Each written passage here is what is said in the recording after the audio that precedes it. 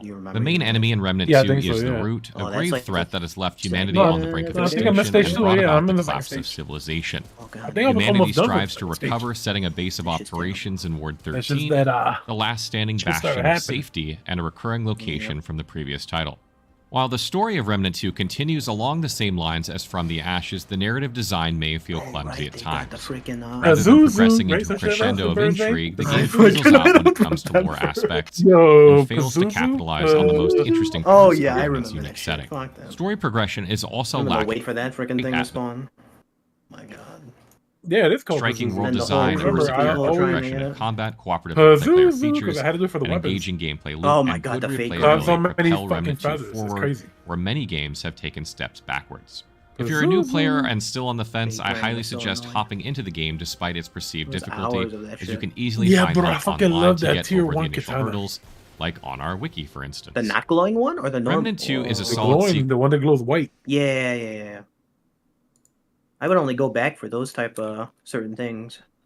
And to help a buddy out. Smile. Pazuzu. Sure, Pazuzu. I could just join fucking Rune's girlfriend's guild and they'll fucking carry me. That's not hard. I mean, they were trying to give me a medium house. Oh my God. Did I come back? Got a classic car. I kind of want it. 10K. I want it. It's the old. How much guild? How much guild do you have in FF? Not much. I've got a couple mil, but it's not. No 50? What? No 50, 70 mil? Hell no! Are you fucking crazy? Oh. I don't got that shit. I bought fucking kill off of what? It's off of Shinryu. Bro, no joke. I paid no him. joke. He paid Check me it out. Back, all right. No joke. When Balmung was added to our cluster.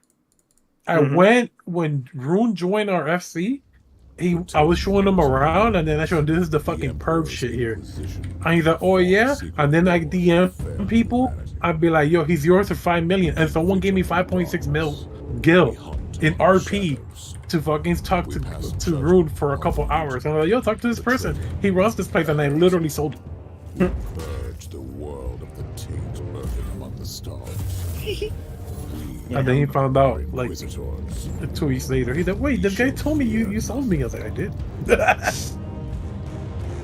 For we are what you Human fear. trafficking in the MMO.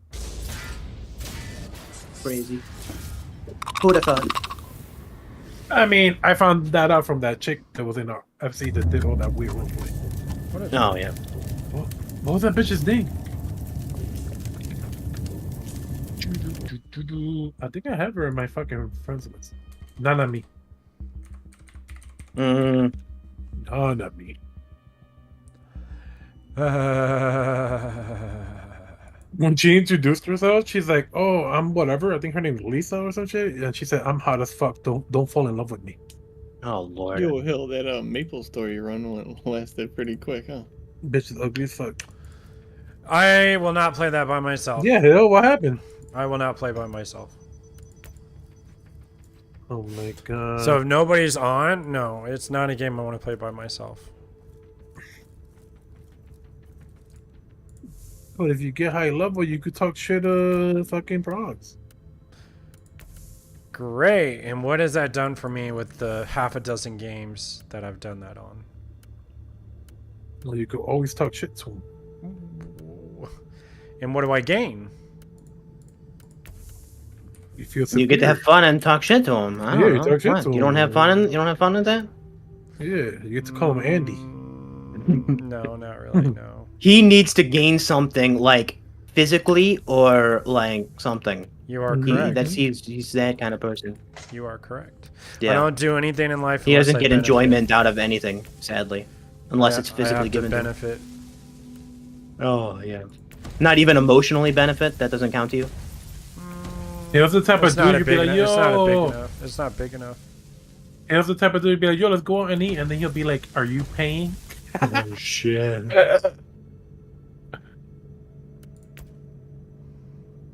Funny.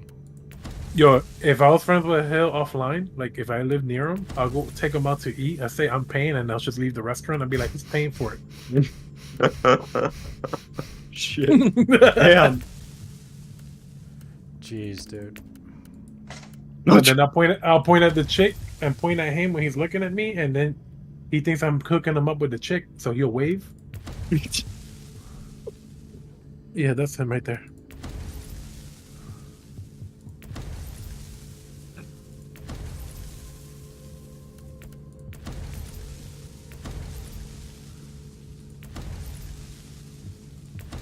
Okay, these are so stupid. Come on.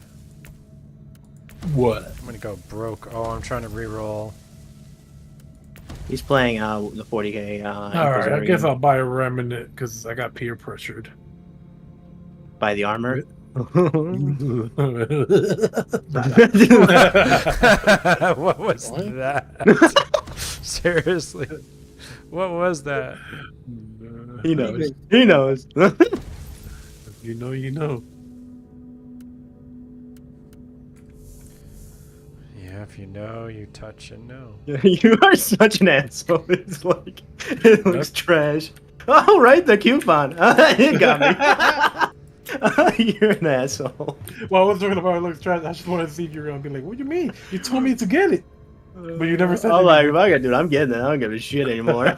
You're like an asshole. That's so funny. Shit. I was the one who told you let's get it. And you're like, this motherfucker backing out. Yeah. But I gotta get the voice. If you want it on super discount, and get the key right now instantly, Green Man Gaming. I already tried the He's other already sites. 50,000 steps ahead of you. We Okay, already got a coupon I'll- code and everything. We're good. Yeah, Alright, 52 bucks. Let's play Albion Online together. Oh All my four of gosh, us, stop that'd be with sick. You need to That's chill. Stop, man. It's 3-player co-op. Progs. What do you mean? Why Albion don't Online, you we stick could with, PvP everyone. stick with games Yo, that... you have an MMO you could play and get carried. Your girlfriend plays it. I could carry you, Hill. Maple Story? Yo, just play the MMO with your girl. If you bro. could Like, carry that's me in gonna Maple steal her Story, away I'd log on anyways. Maple Story right now, but he Whoa. can't even carry me. Oh shit! I just brought up Maple Story. Just out of left field. Oh shit! Chill, man. Chill, dude. It's just Hill, a I game. could carry you in Maple Story. You just gotta get out. You'll carry me? Deep breaths, Hill. Deep breaths. I have a high enough level of character, yeah. Yo, prove it. I'll have to get on it first. Yo, hell, get in there. Boom, bro. Chill. Alright. Chill. Alright, I'll get on after... Yo. This oh, mission. After what? Mission. It'll be done in It's about less than to 10 event minutes. now. Oh. 10 I'm minutes. sleeping.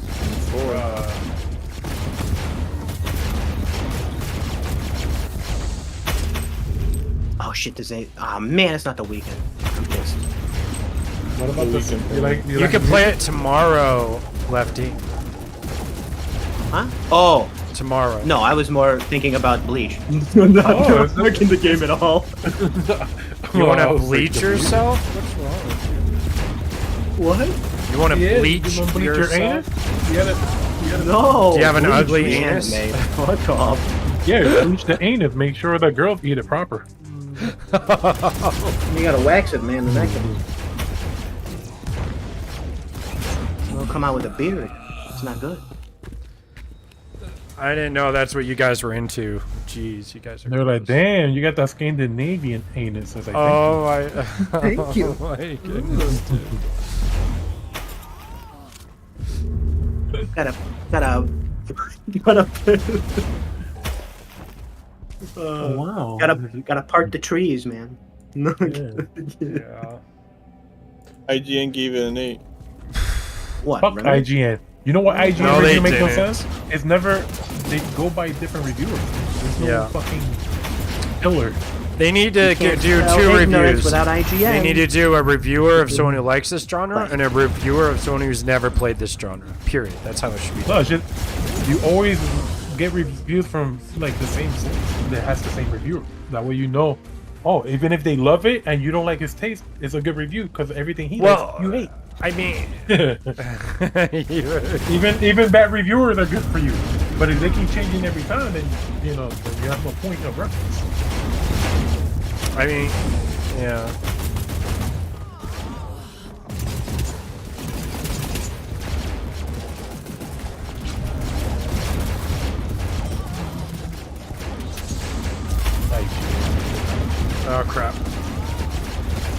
Whoa, what am I still getting hit by? Freaking. Crap. IGN also gave Exo Primo an 8, so you know what I mean? I gave it a 6.5 at best. At best, on a Prime day. That's funny. Shut up. What are you talking shit up for? I know where you live. Oh, you do? Yo, Where do how I come live? you're not playing Diablo 4, man? Was it across that lake next to that Mexican restaurant? What about Diablo 4 Yeah, besides that all our classes are Yo, what is nerfed up and with no your mic is fucking cutting out or something. Who? Whose? Hills, is it? No, Oh, it's yeah, not. Yeah, it is. Yeah, every time you start talking, it fucks up. You know, you see the new relic weapons? You said every time you started talking, you must have killed yourself. You see the new relic weapons in Georgia? No, let me go look. Hold on. There's the Warrior and the Dark Knight. Okay, looking. I don't Dude, like Trisha- the Trisha's machete. not playing It's again. alright. I just don't, I like to be symmetrical. I don't know. Post it. Oh wait, the warrior. I didn't see the warrior. No one's What are you posting trying to it. post? What? Warzone Rat Pack bundle is free. Wow. It's what? I don't like the warrior. I prefer the DK. DK looks better. Post it. There you go. Wait, Who the fuck this is not a website. This is a screenshot. Stop it. That looks sick though. He really Hey, does. those are chase items in Final Fantasy right there. Bro, are you kidding me? There's You gotta way stop better with the ones. chase You're items. crazy. I've never heard that Crazy. term before. Really? Not often. No, not often. He's just thinking of like the best of the best uniques. Yeah, no, he means items that he will play a long time because he really wants to get them. You So like he'll the chase flame after out. it. Yeah. Yeah. No, there's Yeah, way but the better. freaking- There's way whoa. better relics than this. There's way better Yeah. relics than this. What? Show me. Prove it to me. Man, look it up. I ain't gonna look at that shit. Fuck that Yeah, shit look up on me. the first Bitch. set, Nah, the A Realm Reborn relics, and the Heaven's Ward What? relic. What class does he even play? What don't job know. does he do? I don't know I what do. class- Wait, me. Oh, forget that, bro. Nah, never Fucking mind. stick Don't your even ass talk to me. those Don't even tabs. talk to me. Well, that's the Kill first you. one. Nirvana's probably the best, I think. White Mage And has that some one pretty. sucks. White Mage got some pretty cool looking one though. Yeah, I think Nirvana's probably the best. That's the one I like the most. I played White Might Juice for that I'd one. rather do White Mage in the fucking book. Yo, the Summoner book looked pretty cool. It was Two of them do, but It was, a lot of them are similar. well, this one was different. The Summoner book had like the Phoenix on it in flames, and it was animated. I mean, yeah, but the other one had like the crazy demon wings on it, which I mean, you know, yeah, that was cool. Black Mage has a crazy one too. Mm-hmm. Yes, sir. And then The aura Paladin, effects are nice. Paladin's got the fucking Excalibur combo. It's still Oh yeah, fire. classic. Still love it. Yep, 10 out of 10. Both colors fire. Yeah, I still stand by everyone's opinion. Is that the first two relics were the best? Yeah, 100%. Yeah. Realm Reborn and Heaven's Ward. Yeah. And of course, they're the most. Well, they're pretty annoying, I would say. Realm The Reborn first is really annoying. Realm Reborn. Oh my god. And I did 3 of them. I remember when the materia was crazy. Oh my Oh god. yeah, that's pain. It's still painful because not many people use the low ones besides for the relics. So people Yeah, I up know. shit I that know. entirely. I spent 2 million doing my relic I know. every time. I've done 3. It's not fun. I'm on the last stage for Dragoon for it. Oh, yeah. Bro, I haven't even. I need to do the warrior, which is my favorite. I did. Ragnarok looks And the great. dragoon's like, and he's the next level, which I fucking got bored farming light. Yeah. Because the light farm is the tedious, and then the materials is the money. They nerfed the shit out of books though. It's so funny when I had the coworkers doing the books because they were doing their relics and they were complaining about it. I'm like, yo, you don't even know. You don't even know. I also like having on high weapons. Hill, did you ever get that? Wait, which one are the red ones? Heaven on high. What are you asking? That zombie? Oh no, Oh, they were for orange, the Heaven on High. $8 or whatever. No, I haven't. You wanted me to. Bro, I bet. you need to fix your mic. I don't know what to palaces were, fix. I haven't done uh, anything. The only thing is Oh, I'm the red close one? to And it. red. White and then I red. can move it away. Maybe that's it. It's either maybe your gain is too high. Put your gain down a little. Yeah, It's it was hurting because my I was ears. sucking on the mic. Oh no! He What? doesn't have a fucking plosive fucking barrier shit. Yes, I do. No, because it never happened. No, you don't. before. I have it. It's right. Why yes. is it happening now? Yes, I do. Put it in front. It is in front. It's better now. Don't Give me- please stop. All right, let me It's turn good the now. gain down. All right, how's this? That's better. Perfect. All right, time to suck. What? All right, I so told can you hear me he's just gay. fine. He is definitely on the other side. Oh yeah, the white ones. These are Heaven or High. This is no. These two No, are. these Palace. are from Palace of the Dead. Yeah, These yeah, two yeah. are These are the Palace, ones I yeah. like. Yeah. So no. we Heaven can or High either with the play- shitty We can either play the new Orange. Cheetos. The orange one. Cheetos. We could play the new Mhm. Vampire Survivor or the roguelike. Vampire Survivor. I'm working on getting It's the either friggin' Ember red one Knight- for my actually, I wonder Reaper. if I can get Ember Knights for $5. That day is so much fucking time. I hate it. Oh, I could go in the game right now and buy one. If I can find it for Yeah, I bought $5, the white one right off the bat for a Reaper, and then I have to refarm up another 60 or whatever just to get the friggin' King. Yeah, to because make you it need the red. white and then the next one. Yeah, Far about finding it cheaper. but I Oh, can it's skip bad. one of the tedium.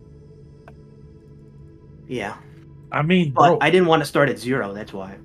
yo, I did that shit too much. The one day Pumpkin was like, "Bro, you're in the leaderboard." I was like, "There's a leaderboard for this?"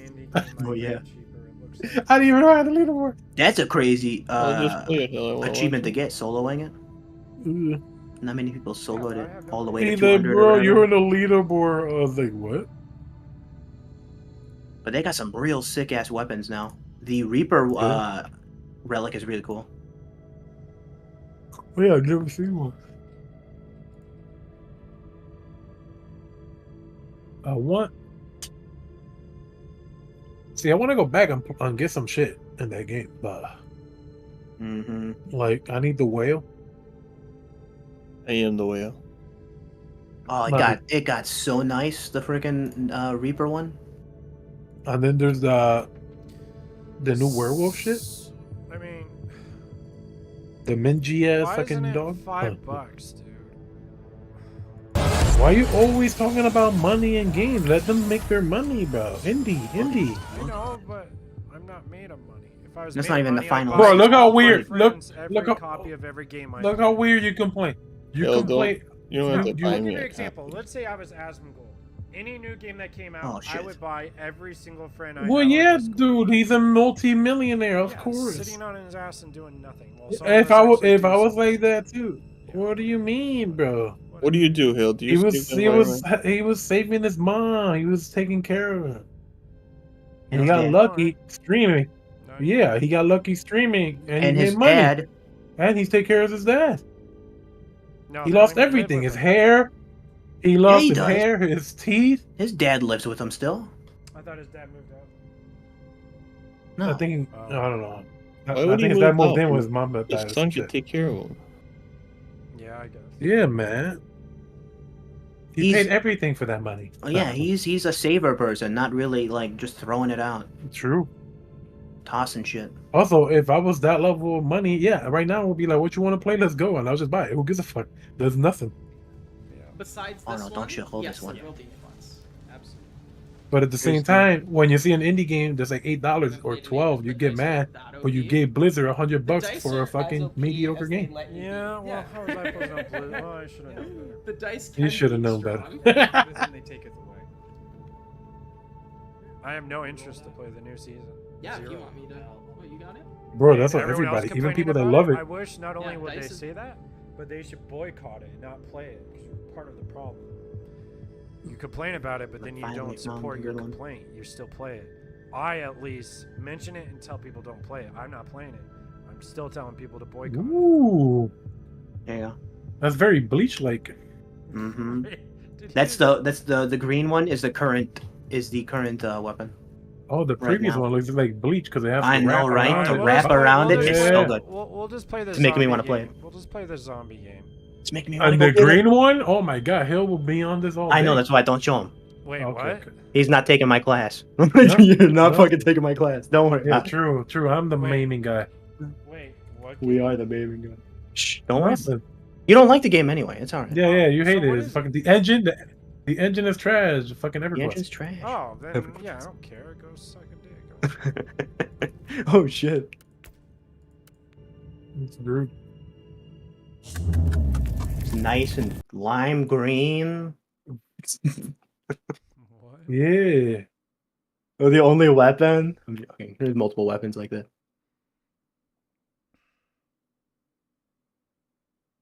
Yeah, man. Both of those weapons maybe are making me want to go back. But it can wait. It's an easy weapon to get. An easy relic to get. I want the bleach. Yeah, you know the bleach? You just pay a bunch of tombstones and you're done. Bro, the bleach with the elemental outfit? Oh my. I know. I know. Shotgun dibs. Oh, fuck up. I already have the elemental set and everything. I'm already there. I'm already next level. My combo. If I go and you're on it, I'm reporting you. You already know I'm on it. All right? I'm You gotta reporting chill. You gotta chill over there. No, it's mine. I know a DM. Yeah. He's not friends with me. He put me in prison. Oh, shit.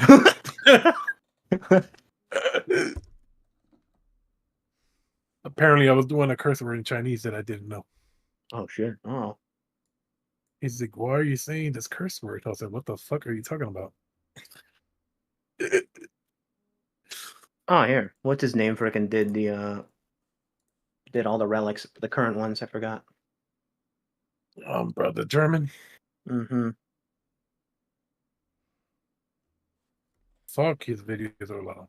I almost guarantee I have them you, turned down a lot. within and after this Remnant stuff, I bet you Asman will then play yet a zombie. Baldur's Gate. No, He'll play Baldur's Gate. Oh yeah, he'll play Baldur's Gate. But I'm saying when they go back to survival games like Halls of Torment, and whatnot, He's good. He's gonna play yet another one or the HoloLive one. Yeah, because he's got some weird. Yeah, he's got that HoloLive shit going. I'm what's really the HoloLive one? I think this one It's has a more fan-made one. potential. I think this one has more potential because of the aesthetic and It's it's free. not fantasy. Oh, it's free? I thought it was air. I That's a am- horror What? game. Never mind. They went for Zombies got Drift you. versus Aliens. I think Aliens would be sick. This guy is 6 Hmm. complete HoloLive. Not What the Zombies. fuck? It should have been Aliens, but I'll still take it. I don't see it. I'll link you. Up there went Progs. It's really fucking good. What is? I have it installed. Oh, his power just went out. That's what he said. I have it installed. Oh, let's go! Install? The new update has a fucking. He's adding it to Steam next month. The next update has Animal Crossing shit in the town. Bro, the warrior is trash.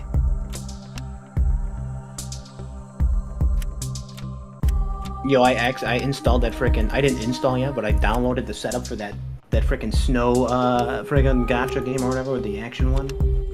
I did not play it, but I just saw it's released or whatever globally.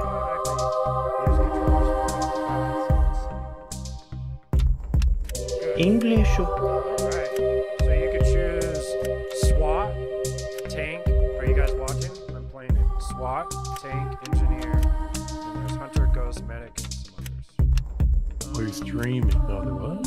I'm streaming it. Oh my god, the I sound like is the so loud. warrior. I don't like the guess I'll warrior. choose It's SWAT. trash. I don't like Damn, you can't Gunbreaker. change it? Oh no, no resolution.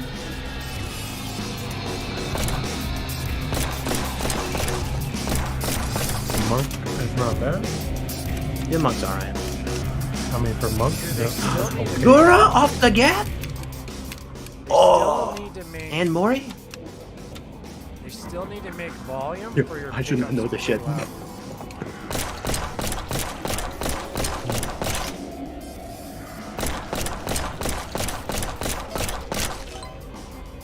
Oh good. shit! I gotta get the samurai one. Uh-oh. It's a couple, I think. They got me. A game you don't I like. gotta resubscribe. But you're They got me. I'm playing a different game. I'm playing the Hollow Live one. Damn. Yeah, I can be Dora. I'm in, man. But no, I watched Asmund play for like an hour. I played it a few hours. I was actually the first person. I'm sitting here and the fucking power just goes out randomly. It's not even fucking bad out here.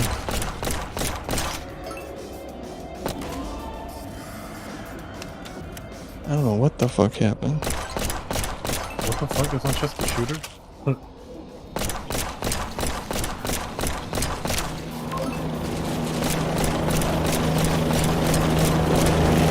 Man, I'm tired. I'm not gonna get back on. I'm going to sleep soon. What is that, magic abilities and stuff procs? Like, I chose a power-up that brings a helicopter to do machine gun runs every 40 seconds. Yeah, once I hop in my room, I'll take a look at it. That's crazy. You mechanist? What the hell? I still can't believe zombie or Vampire Survivors also got 4-player co-op. Kind of jealous. This game, I love these games. They'll probably edit to me. Damn, dude. Fucking skunk. It smell. Ooh, that red nature one's pretty good.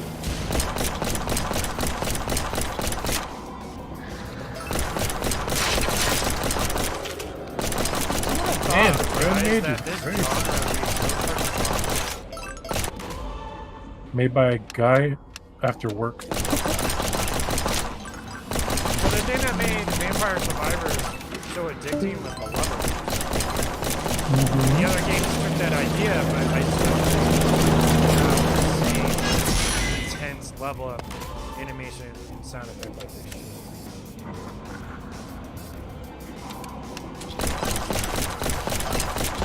Oh yeah, are you guys watching? Check out this helicopter run. Oh no, this screen is telephone.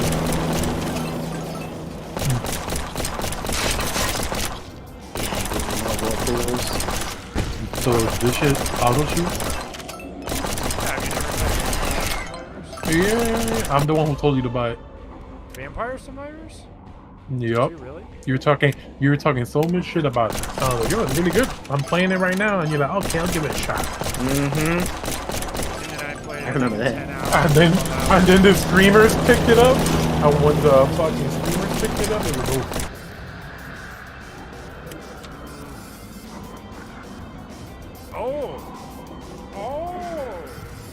Oh yeah, we're gonna do that.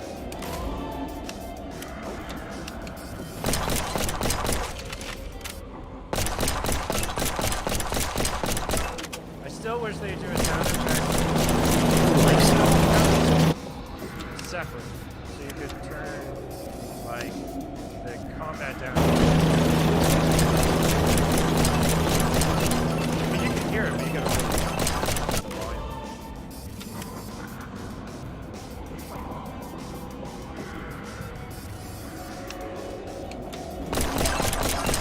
Level in my tent.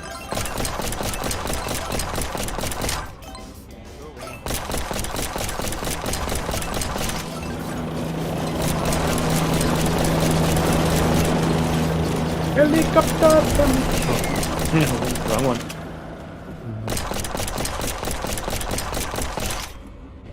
Remember the first game of a time like this, but it wasn't like old Newgrounds game. Called like Carnage or called Carnage or something like that. No. They would have upgrades. Blah blah. That's a game journalist. Carnage. You collect more money. You start with additional health points. Your weapons deal more damage. You collect more experience points. Your survivors run faster. Probably run faster. That's always, you want to be safe.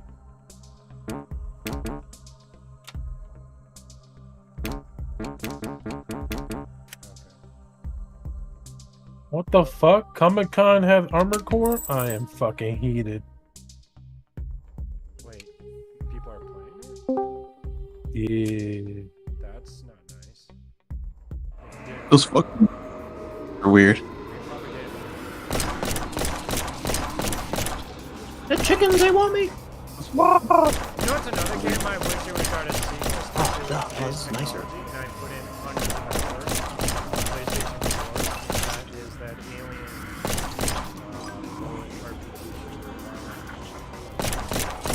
alien RPG. Alien Hominid? The company who made Return. What? Alien RPG? Yeah, it's good.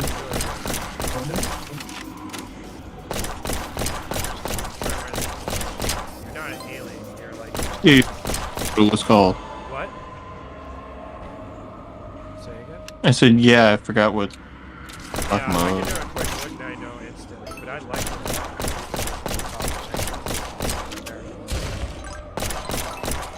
Matterfall? Nope, the one before Matterfall. Next Machina? Nope, before that one. Am I breaking? Alien Nation? Yeah, you're breaking Yes, up. Alien Nation. I absolutely love that game for a long time. Bro, I've never heard of any of these fucking games. I'm jealous you can play Alien Nation. Why, It's hype. wait, why are you jealous? It sounds like you hated the game. No, I did not. I got to the end game, I got to the bosses, I got my legendary gear fully upgraded.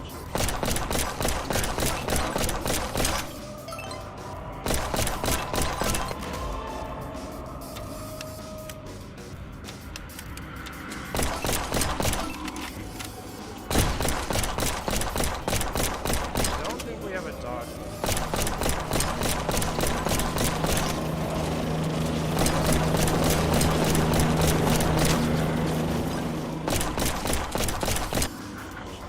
Alright, we got a teddy bear.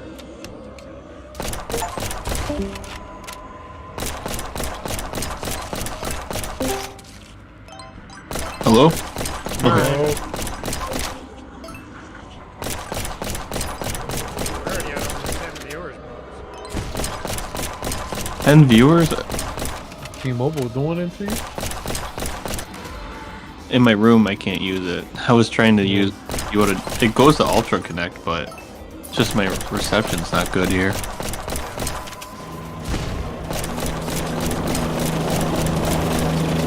I have to use my Wi-Fi.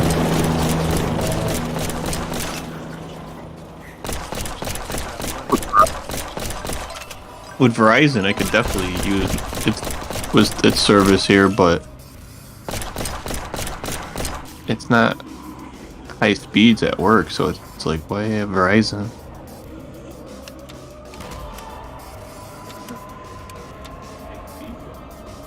I pay the same amount for T-Mobile, and then I can actually use my Wi-Fi or my internet at work all day long. Hell yeah. Yeah, like why the fuck would I not do that? Yeah, because at home you can just use Wi-Fi. What? That's Amelia. At home you can just use the Wi-Fi. Yeah, look at how Yeah, he's.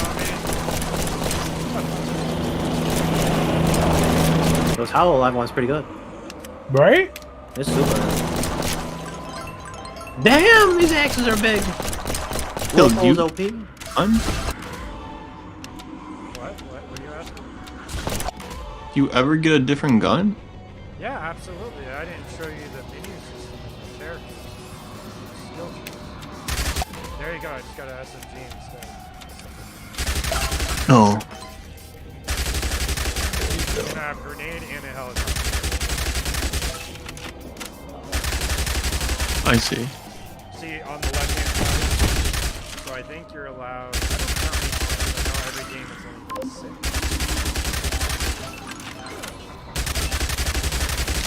Do you have to fire, or does it fire by itself?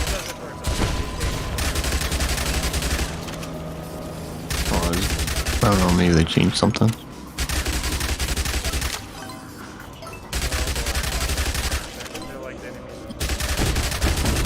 What is voice isolation standard? That was there. Ah, shit. Oh, I got ads. 5 Life ads. steal, health bonus, weapon damage, health bonus plus 25. We're gonna I did life too. steal. Bad dog, baby. Still, you might as well just turn it off. I have 5 ads. By the time I'm done with these, you know, you're gonna be sleeping. True and real. It's only 9. Whoa! What the? It's a big skeleton, alright? Yo. Is it?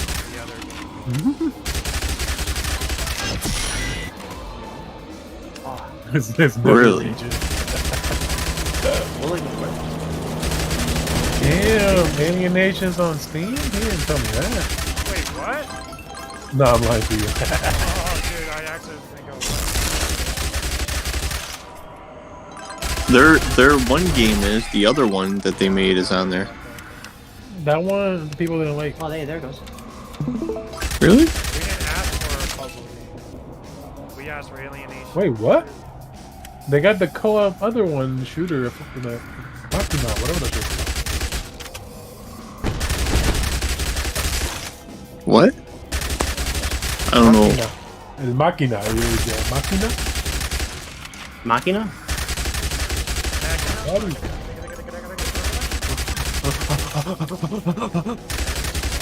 good. What the fuck?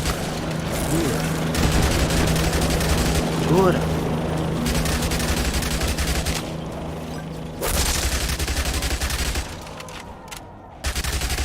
And Amelia. The crocodile.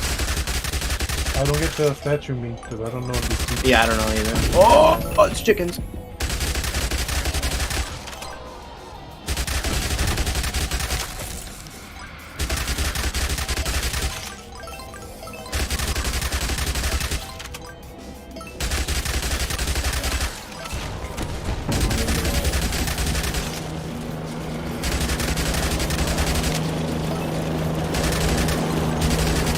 Oh, that's nice.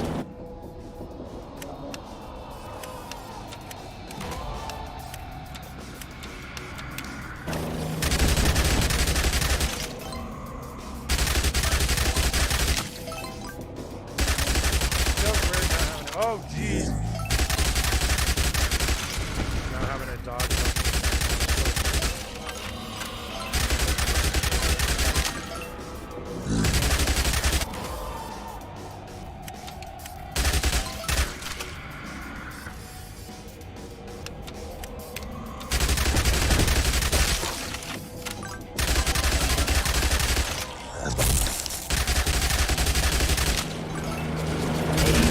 Bacon 3 times?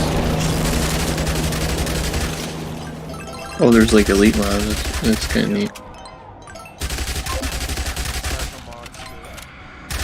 Oh! Mm-hmm. Oh! Get away! Oh my god!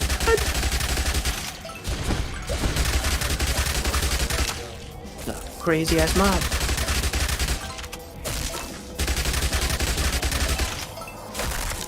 We're playing Toho right now. Toho? Toho. You play a lot of Toho and friggin' Terraria, man. Holy shit. Hell yeah. Yo, we were fighting freaking the mechanical worm, the destroyer of worlds or whatever, the second time. Oh my god, that fight was a bitch. More damage.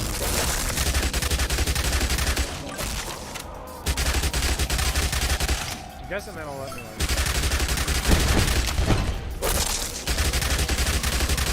I guess, okay.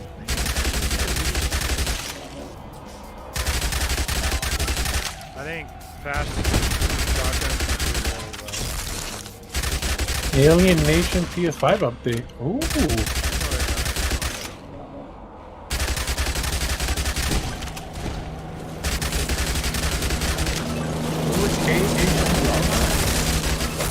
Ooh, 120 frames? Okay. It needed that for sure. When things got crazy. I mean, that company's owned by Sony now. Why didn't you tell me about this game earlier? I didn't know you when it came out. Bad friend. I new procs, Carnage, Gambit, Crucio, Lady. Listen, we don't talk about Eevee. Top Ramen. I haven't heard from him in years though. Ramen. Do you remember that procs, Top Ramen? Who fucks that? Nice, it shut out 5 rounds.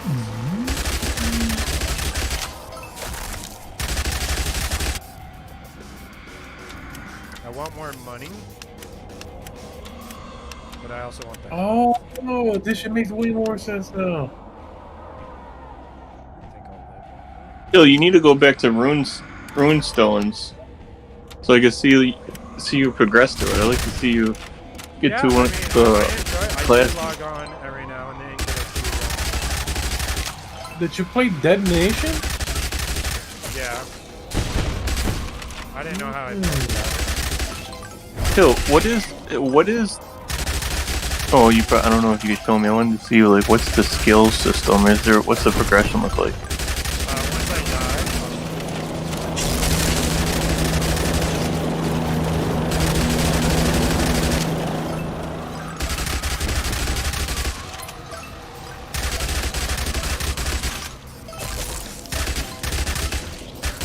Oh, big boss, big boy.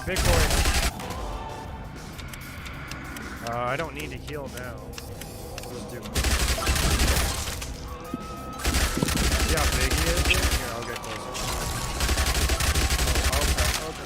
Oh, no. Anyone gonna be playing Remnant too? Mine's already installed. Mine's installed. Yeah. Don't use the void armor. That's me. So I'm going I got the other one. gunner or whatever, and then handler. I'm gunslinger. Don't take my class. Nah. No. Wait, Drift, you actually bought the game? Listen, buddy. I do my own thing. Yeah, you fucking weirdo. Always outside of the circle. Yo, this game's awesome. I told you. I played it last time. I told you. You're like, yo, did you play the fucking VTuber version? Oh, I think you're talking about the fighting game, because that's what I last watched. Oh, no, I was talking about this shit this. was crazy. I played this shit like 3 months ago.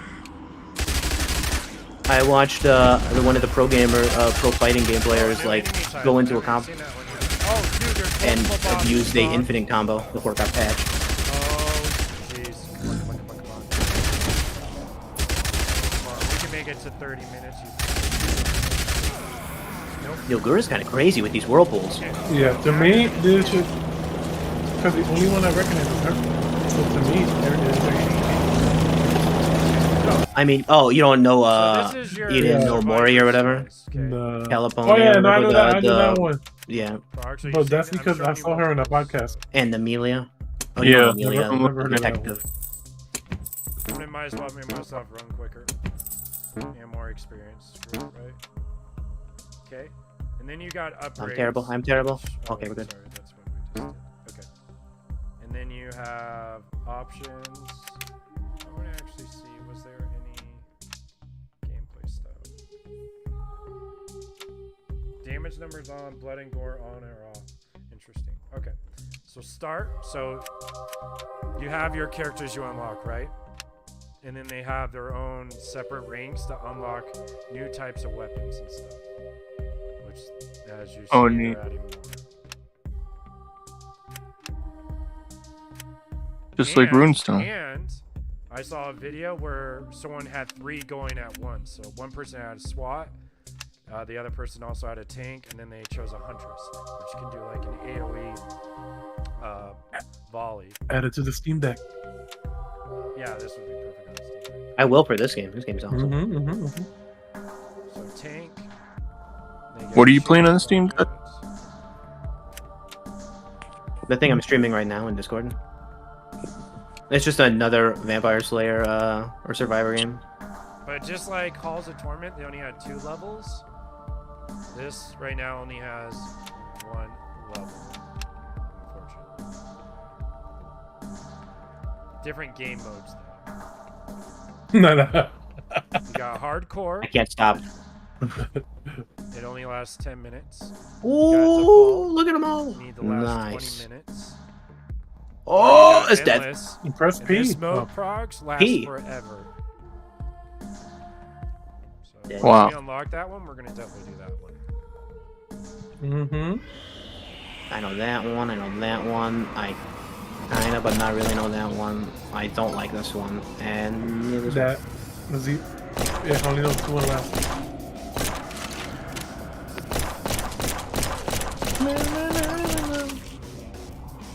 But of all these games, I mean, like I said, this one just came out, so it's definitely missing the others. But I would say Soulstone Survivors is my favorite of all of them I've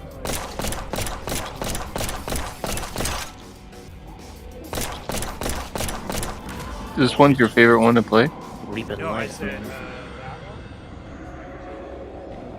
This just came out. It's missing tons of content. Hmm. But it's just... Whereas the other game, finished this early access, had like 15 Heroes to choose from, 14 different ranks, 100 spells, 50 types of enemies, 30 types of levels, so as you can see. Once that other update comes out, I will actually be playing that game way more because two of my favorite classes don't have a skill tree.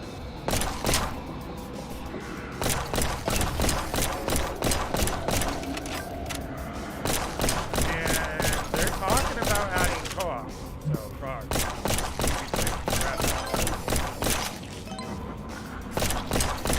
They're adding what? They're talking about adding. Oh. My guess, I hope they look at Vampire Survivors to see how it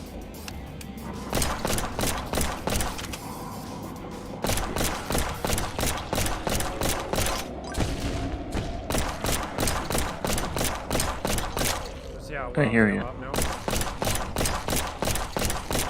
I will say the game's auto aim and stuff they does very well.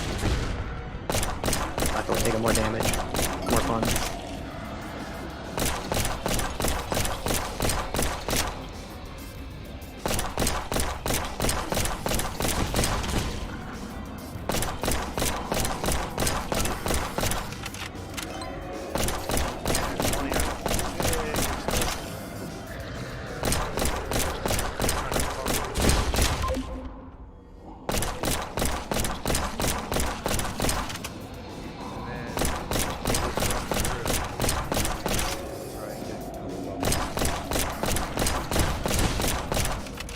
Pickup radius is not great.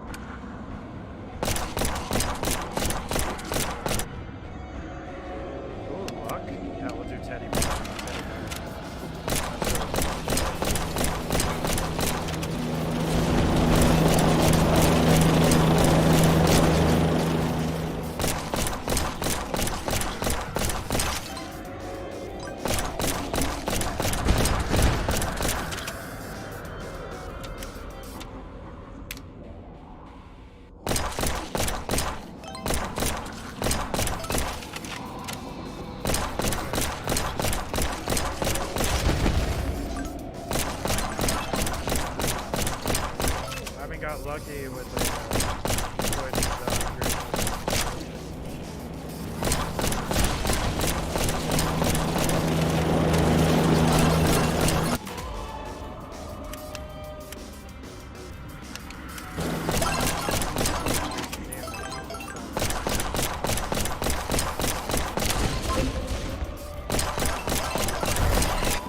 Hill, have you ever looked for a burn-in on your OLED, your 4K OLED?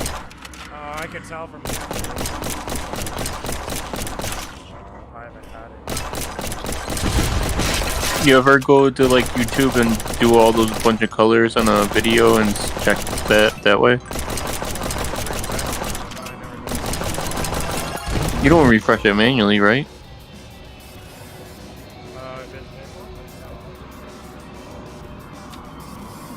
You shouldn't do it manually. You should let it do it itself. Because you're killing your OLED when you do that. Yeah, because it wipes the pixels. It like flattens them, you know, like. Yeah.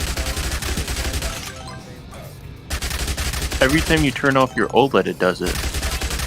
And then there's long that does it. Yeah, you should never do it manually. It does it automatically every time you turn off your OLED, and then it does a longer one every like 500 hours. I thought I knew that.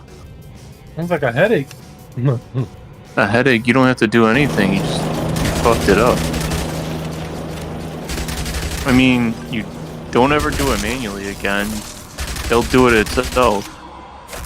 You're basically wearing down the pixels so it's even. It's when you manually do it. Unless they make them much brighter, I don't think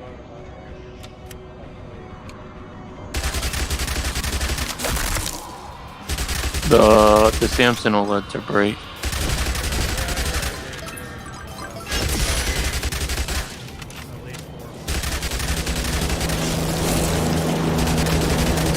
Oh shit.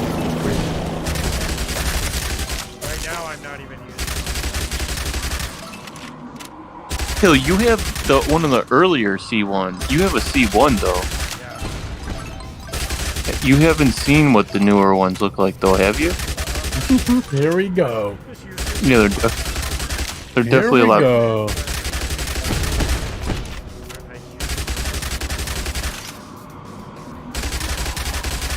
True. Because the C1s are definitely dim. I would have never bought one.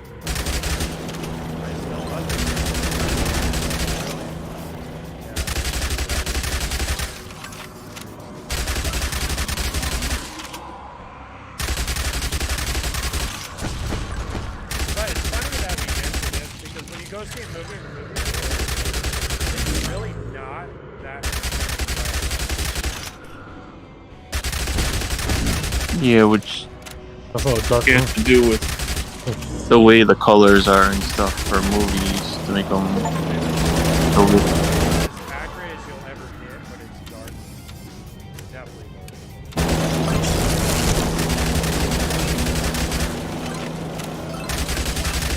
I don't know if projectors are accurate. I couldn't really tell you. I never looked that up. I don't think so. I think they're more washed out. Yeah, I don't think they're accurate. I really don't. They're not. They're not. Yeah. Yeah.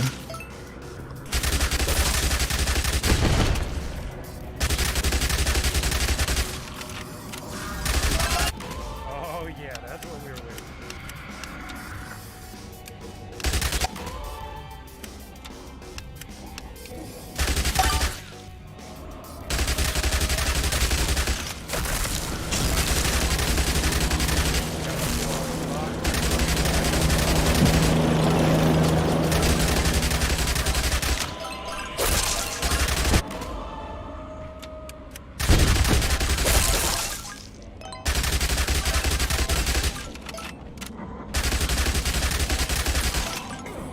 See, there was a game that was called this, yet another zombie shooter. I'm pretty sure. This wasn't the only one.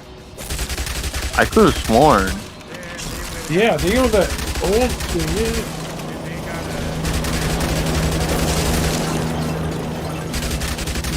No, it's probably the same developer. I think. If you look at their developer on Steam, you might find it. And that's why I was a little iffy about getting this, because, like, then that means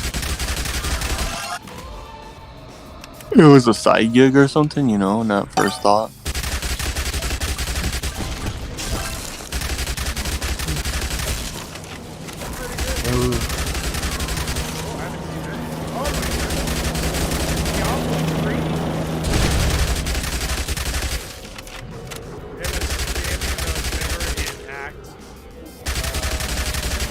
Yeah, it was called Yet Another Zombie Defense. Yeah. In the desert area. Yep, I'm watching. I don't want to stay put. Some of these.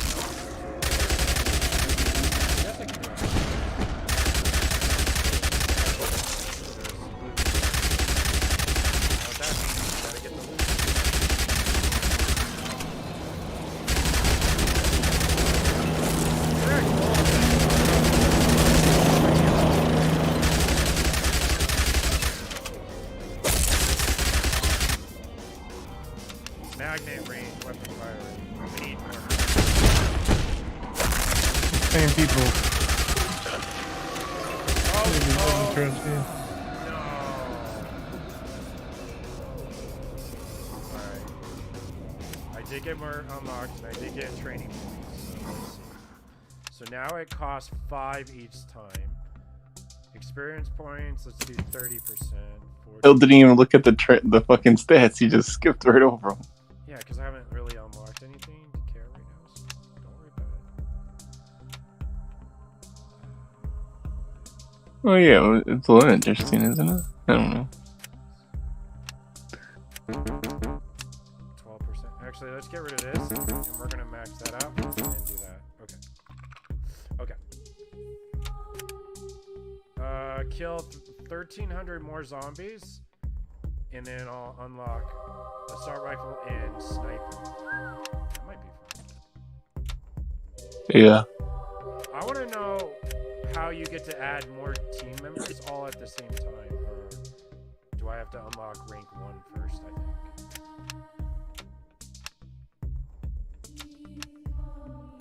Because you have to kill 5,000 zombies as the leader. See, oh, leader! So how do I make a squad?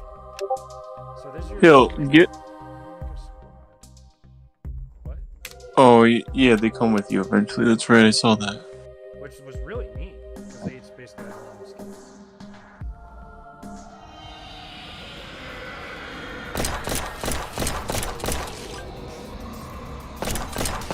You know what the graphics are like? And you guys may remember this game, and I would love a sequel. It was an action RPG. 4 different characters on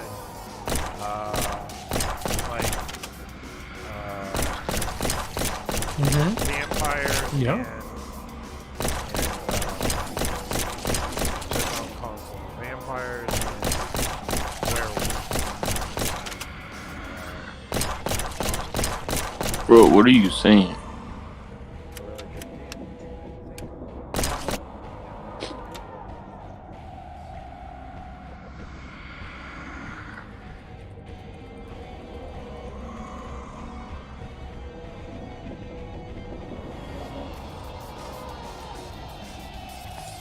Yo, play Runestone. I want to see, or whatever the fuck it's called. Well, I wanted to see what skills you have and stuff. If you're further than me.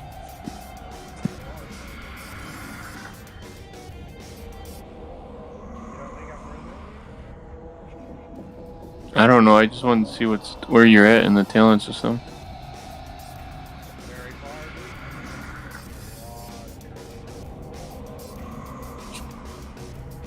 Actually, I can play at least. My computer seems to be able to handle 4 games out.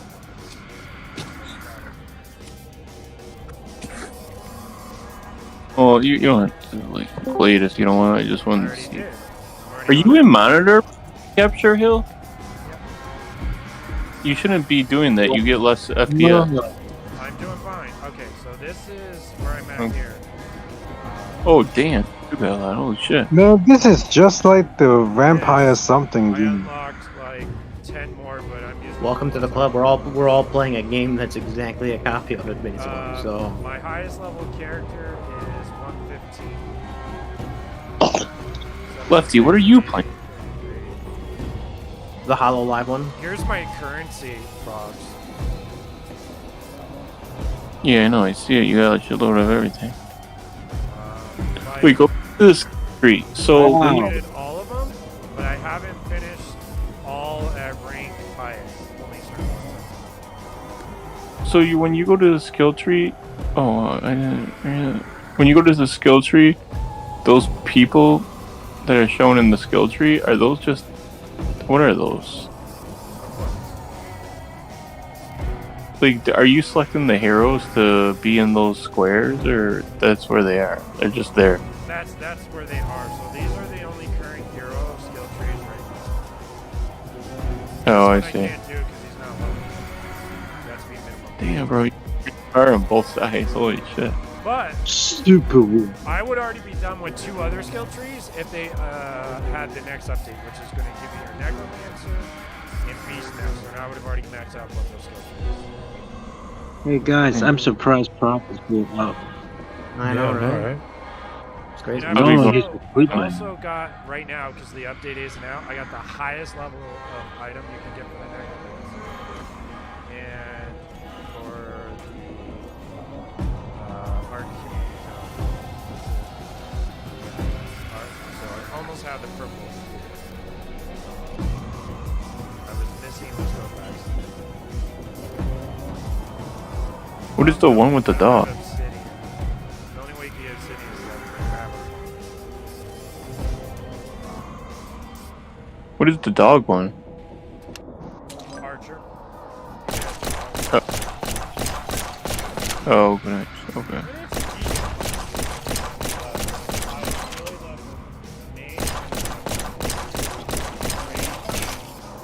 Magic damage? I had as many as 40 minions.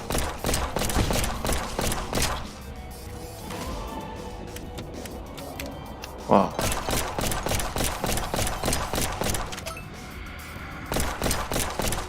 What is him talking about? What game? Watch the stream. Yeah. You'll see What game? all the games in the world. Eating to get Remnant? Everyone playing it? Yeah, Hell there's- no. Even my brother? I'm not. I haven't even tomorrow. finished Diablo 4. Why would I buy another game? Dude, do not play Diablo until they fix it. And if they never fix it, I'll have to wait till like season 10 or a year. But I paid for season 1, dude. Yeah. You know what? Fuck Blizzard. They're not Blizzard. That's Here we go again. They're called Activision. You gonna take his word for it just like that? That was quick. Activision. Yeah, Activision is Activision. It's Bobby. Bobby killed it. Hey, is Prox playing the a zombie something, vampire something? Vampire Yeah. Savior? I ain't playing shit. Oh, by the way, Franz, you know how we keep playing all these other games that are like this? Vampire Yeah. Survivors had 3 major updates, added 10 new heroes since then, and 2 whole new classes. Yeah, I saw the DLC. Is that what you're talking about? Oh, Vampire Survivor. That's it. How come you haven't played the Is this magic a game? mod of Vampire Survivor? No. Whatever Prox is showing right now. I still wish they would use games. No, Prox isn't showing anything. It's me streaming. Actually, Oh, Warriors would work. Is this vampire? No, it's not Vampire Vampire Survivor. Not at all. Someone else. So it's a made this game. copycat. It's a copycat There's a game. lot of copycats of Vampire Survivor. Within the past year, there's been 10. There's a lot. Oh, big boss coming. Ooh. So Hill, you playing this game too? He's not playing this one. He's playing a different one. Not into Papa Aspen Gold play. Play. Papa Aspen Gold play. We'll be playing this. He'll definitely be playing this. Dill's taking a different game. What are you? I should have picked up Vampire Survivor when it was $2, huh? What is it now? It's Yeah. still $4. Oh shit, that's crazy. I'll be right back. But whatever, man. I just seriously don't have time for games anymore. This is like the one game where you can have, like, you don't really have to do anything. You just play the game and chill. Yeah, all these type of games. No, if I'm watching a movie, I ain't playing a shitty game, what? Oh shit. Give me the bot. Why would I watch a movie and play a game? I want to pay attention Speaking to of it. Steam Deck, did you guys know the Asus one is having trouble burning Yeah. up people's SD cards?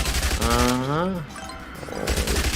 Crazy, man. Yeah, the Yeah, Asus but one those was people are shit. yeah, It runs on Windows. And also that company makes shit fucking software. Yeah, man. I know, but they can't even do the RGB and their own shit properly.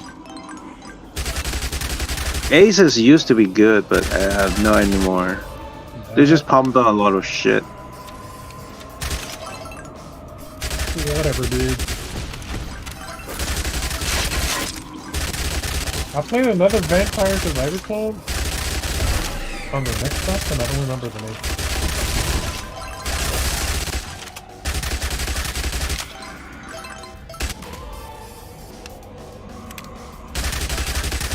Man, I hope they have a clone that use God of War skins. That would make a lot more sense. Kratos in the center of the screen just slashing everything. There we go. Kratos and who? I mean, Vampire Survivor is basically kind of trying to look like Castlevania. Mm-hmm. A little bit, maybe. 100%, bro. Even the cover. Are you kidding me? It's even called Vampire. Okay. You're clearly not a gamer, dude. Electrocute zombies around engine every 20 seconds. Electric current. Yeah. Well, I'm a former gamer, not No, anymore. because you wouldn't know. You would a former gamer would have been like, damn, the 90s Castlevania game. You're right. Crazy. Look at that. No. Electric current, dude.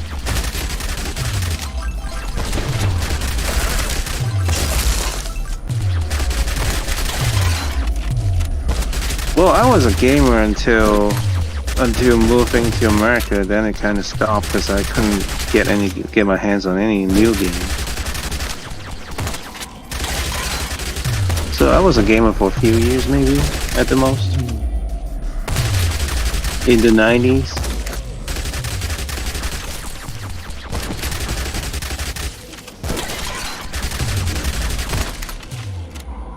But the games back then In the was 90s. fun, man. They were all fun games.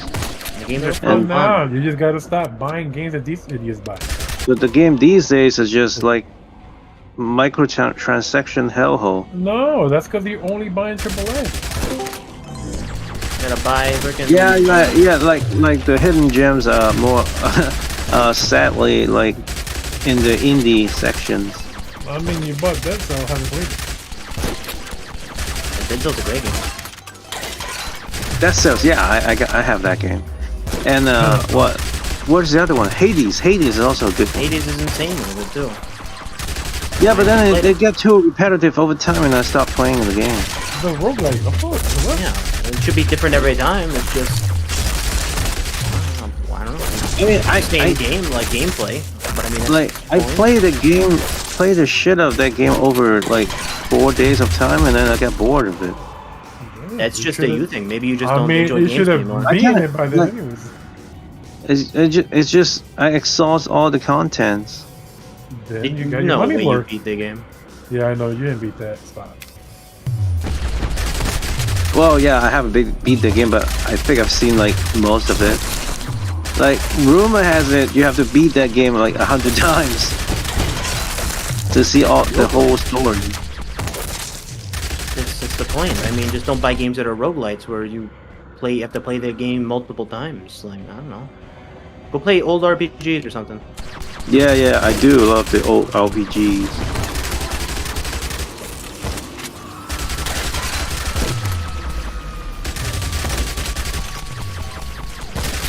I want to pick up FF16 sometime.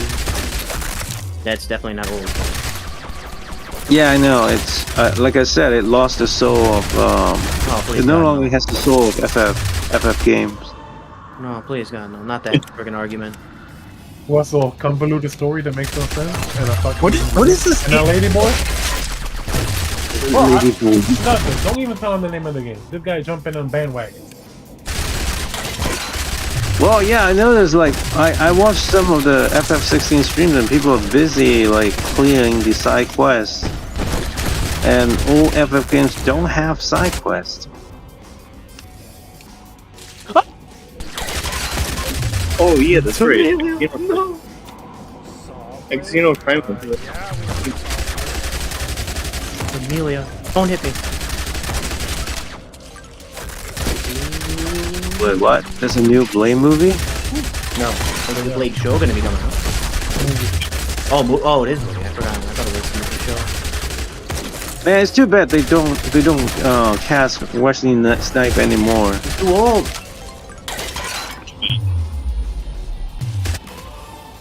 Well, they could have.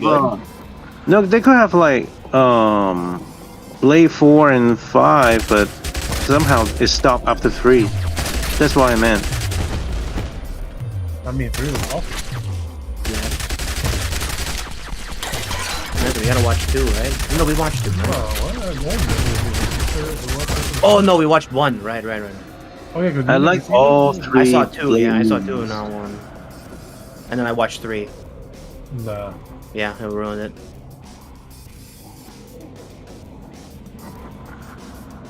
I like all 3 of them. Oh no, here we go. What do you guys wrestling?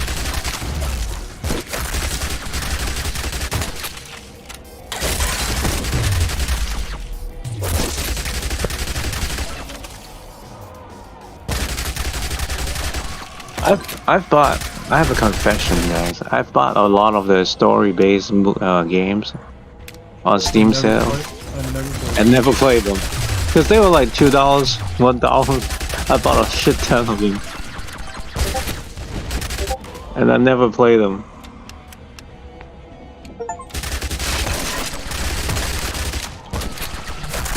I think I bought the. Guys, this is so freaking. I don't know. I'm not digging that game. I'm really good. Stupid grimaces.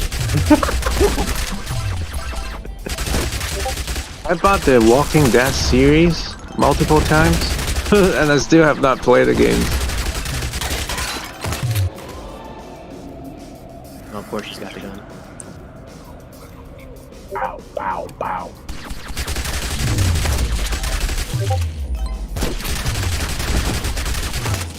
Hell, let him play Returnal.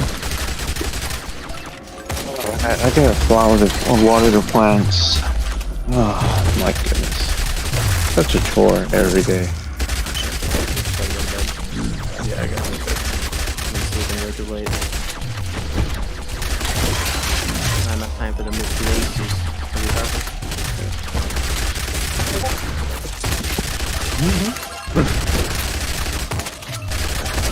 Oh, I need to check a protein shake too.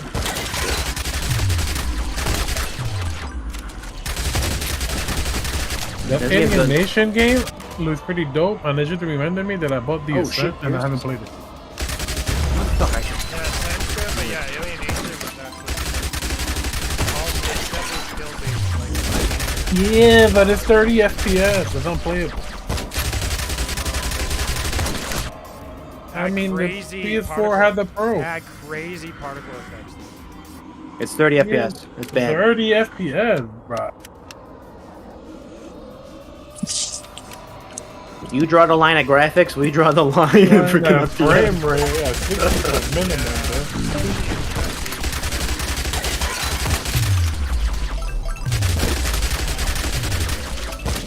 Where the fuck the blocks go? Oh. What do you mean? I said hi to you guys. What? I didn't hear it at all. My bad. You guys were like talking really loud. Oh. Also the game is really fucking loud. Which game? Yours. I turned it down too. It's like 10%. Look at this. I can turn you down. Damn, I have you like a... Hello? I joined right before you guys were talking about Final Fantasy. Yeah. Were you watching that? Yes, I had it on my TV. Yeah, Was that I'm on my not Steam. six? So I got the engineer, the tank. I was dropping mines, laser bombs. And I started watching more gameplay of Deep Rock. I kind of want to play again. Deep Rock? Mm-hmm. I mean, I installed it. They freaking they added new classes and shit. I think or I changed. didn't watch all of it. I missed some of it. I was on my Steam Deck. So, Here's where I candy Call of Duty. Definitely fun. I unlocked. yo, hell. I'll link you another Survivor game because it has a demo. You play it on stream? Oh yeah, let's do it. Come on. What is it? Stream party. Stream party. What is it? More gays. More gays. I got you. Here, I'll DM you. Yeah, turn this music down. Why does it look like The Hunt? What game? It's freaking the game he's playing. Like it looks like an odd something that'd be in The The Hunt. game he's playing is weird, bro. It looks like it was made in a fucking basement. Alright, what am I Oh, playing? I see. Death Must Die. What is that? I played it on the Next Fest. Dude, it's the same graphics as Hall of Torment. Are they aliens? And the aliens. Oh, I saw that game. I put it on my friends list. On my. Your buddies with him? Actually, it's slightly better looking than Hall of Torment. But why Yeah, is it it is really better. Hall of Torment? Hey man, they were made at the same time. So stop. Yeah, it looks. I wouldn't say it's identical. Yeah, this looks No, it's not identical. It definitely has better graphics, if anything. Yeah. Oh, Bro Tato's good too. I played that.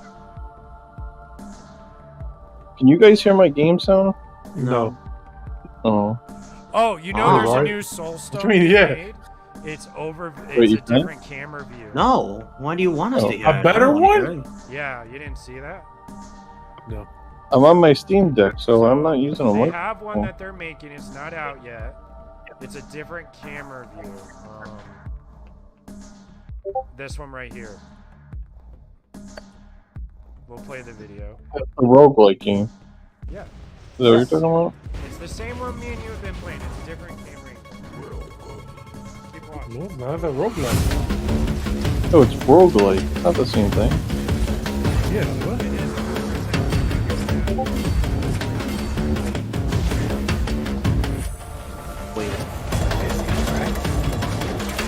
See, this is what I'm talking about. People are doing these things where it's like, I feel like it's really easy to develop it, and then they're taking the engine and just changing the camera view.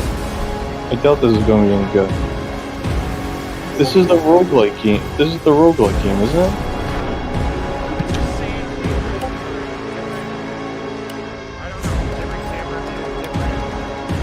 If it's the same game, do you have to buy it? So it's not the same game, you know? They're taking the fucking same game and changing the camera view and calling it a day. And that's what I didn't like about the fucking devs doing that, especially when this one's not even done. It is This interesting. one's- It's a different view. Someone's like, this should be a DLC. Confused by two concurrent. Yeah, exactly. I totally agree. That's not fair, like you would tell me, Hill. Oh, It's not fair. the other one, you activate the skills when you want. Yeah, the roguelike, dude. He's moving around. There's no auto combat things or nothing. Yeah, it has no auto combat. You're right.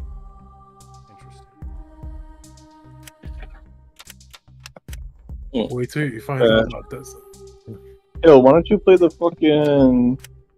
other fucking survival game that I got here that was 2D that has online co-op? Yeah. Rotate What's it. wrong with you, man? Install it, but it's like, I don't know. Damn. You didn't even Bro. play it. I didn't even watch you haven't play it played once yet. I on don't have Steam. anyone to Your play with. hard-earned money. Play It was yourself. like $1. Oh, come on, You know, dude. for that dollar? That's crazy. What hurt person? I thought we were supposed to play all the survival games tonight. True. Oh my gosh. He even downloaded the You're demo and linked You're him. wanting to play this right now, is what you're saying? I could Yo. I'm on my Steam Deck actually. I could play with you. That'd be cool. Join code. Oh my gosh, look at the engine. Yeah, it's like... Here we go with the engine. You know what it reminds me of? Wow, it even just like Vampire Survivors. Like, You own it. Why are you watching them?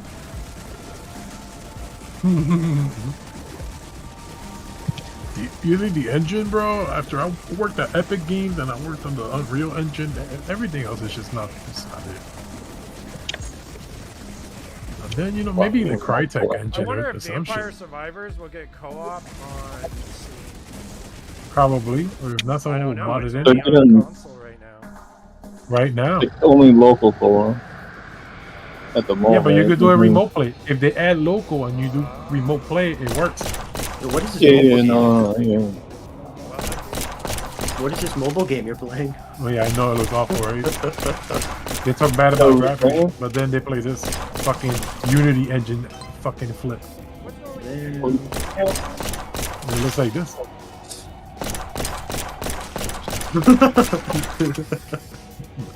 What the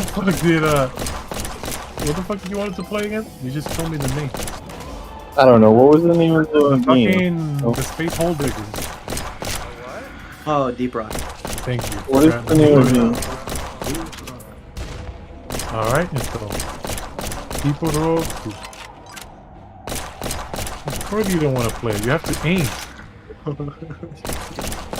No controller support. Oh, what do you mean, bro? What year is it? No controller support. What engine? Wait, the game that I gave him doesn't have controller support? It should. I think so. Cool. You want to play the zombie game? Sorry. I bought him and he didn't play that. He didn't play that, bro. That was the waste of my $40 ever. Biggest waste. This guy. Whoa, guys, I have a game we can play right now. Wait, pause. I have a game. Let's make bingo cards to see what shit he complains about. Remnant 2 tomorrow. I could have sworn that you could fit it with controller. You can. I already looked it up. Full controller. Oh, the hell. Yeah. Your viewers want to watch you play the game I gifted you. Yeah. And I want to watch you play the game. It's not that bad. I don't know why you don't. I'll tell you some of that out. You can keep playing it. Because I'd rather finish Runestone. Not just that and Vampire. Runestone's first, I think, though, because they ain't great.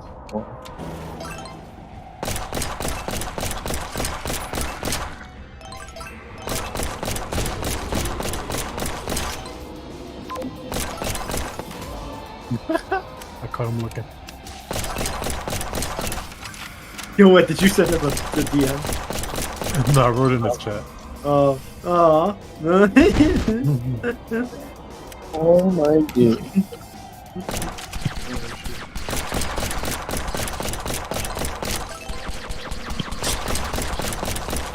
Oh wait, you know this game is their old game, but with a different mechanics on it.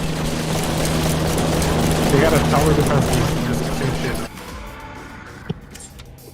Really? Yeah, you were talking about it. I looked it up. It's the same fucking game, visuals and everything, same monsters and everything. Yeah, dude, I'm sure. It's the way is the same developer too, or no? Yeah. Oh, what? They just cheesed that game then. Yeah, another flip. Yeah, fuck that. See, I didn't like it that Runestone did that with the fucking Rune-like game. Yeah, I know. This is an early access, but fuck that shit. Like, does that make? I don't know. It doesn't look good. True. Like they're either trying it just for money and cheesing the shit out of it, or I don't know. And my bingo card says, but it's not green. Isn't there? Either melee should be balanced better. They're just lazy. The gun I like is too weak. Me.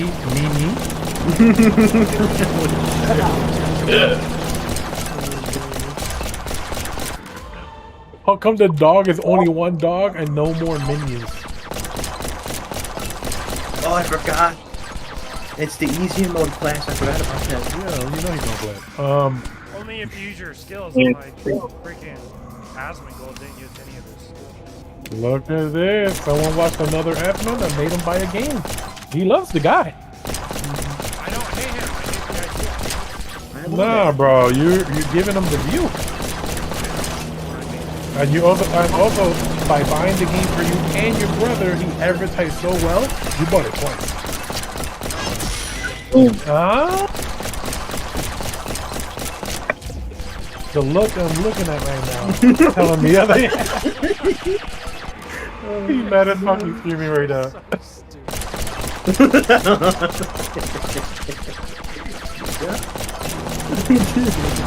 He's a big motherfucker. Hate him. I don't hate you. I hate that in person. Yeah, I don't hate you. I hate the idea.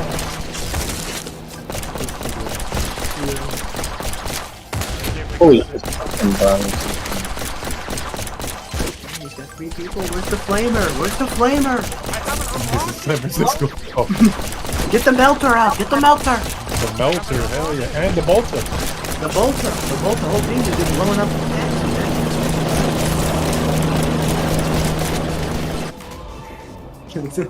More DACA! More DACA! What? Where's the flamer? It's not unlocked yet. Did you even know how to flame it, or you just made No, it I just guessed. Yo, drop mines behind you. Do you take damage if you run back over the mines? He even has minions on this. Yeah, no. Saw blade, bro? Oh, that's just freaking garlic. Oh, it's just the garlic. That's not good. You think he'll like minion build because if he was rich and had a lot of food, Oh shit! or he'd be like homie master. Look at him. Call me Master Hillside. It's hell, not 11. Not high 11. Oh yeah, high 11. Shit. That's shorter 11 for you. Oh shit. High 11 for them. Hey, French. French Canadian. Oui, eh? Oui, oui. This was Jeff Poutine.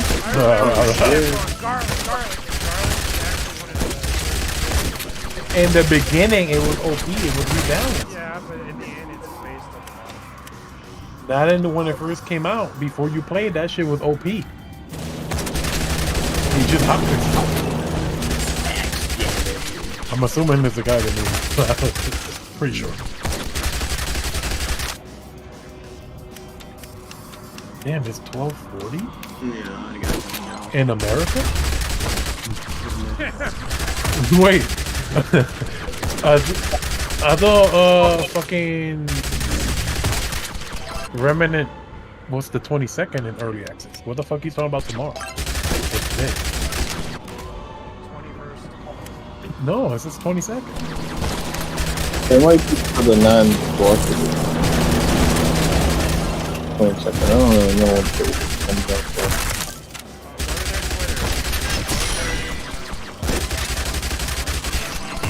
5 o'clock. Oh, wait, whoa. 4:30 EDT.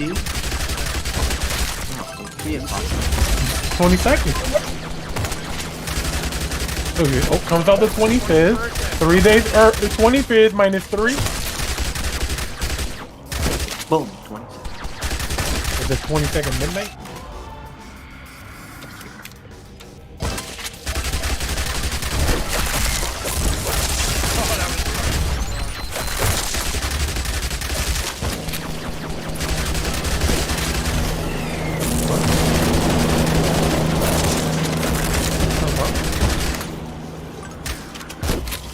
He's lagging. Alright, Good night. I'm out. Tired as fuck. Later. shit. Yo, why are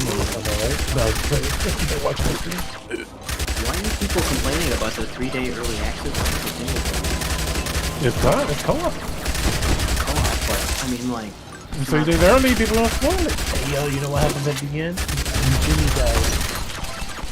I mean, that's just, you know, reviewers, they can do it too. Because the game is done. Why the fuck are they asking for money? There's so much money to get it early when we all get it.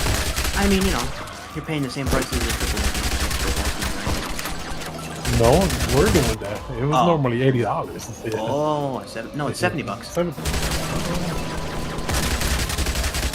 For a double A game? Nah, that's probably American dollars? I don't know. Honestly, I don't see the issue with it. Yeah, but that's because you're a gotcha Andy. I mean, just wait to play the game. You're already been, you know, molested by the Asian devs. I mean, MMO-wise, I understand, and it's a bullshit that you can. I mean, MMO, who cares about MMO? That you're gonna spend thousands of hours. What's one day? See, why do you give a shit when you don't give a shit about them? Because MMOs, bro, one day early access, who cares? That's just gonna take you fucking 400 days to do anything. True. On Remnant, I could beat that shit in one day. So, 3? That's crazy.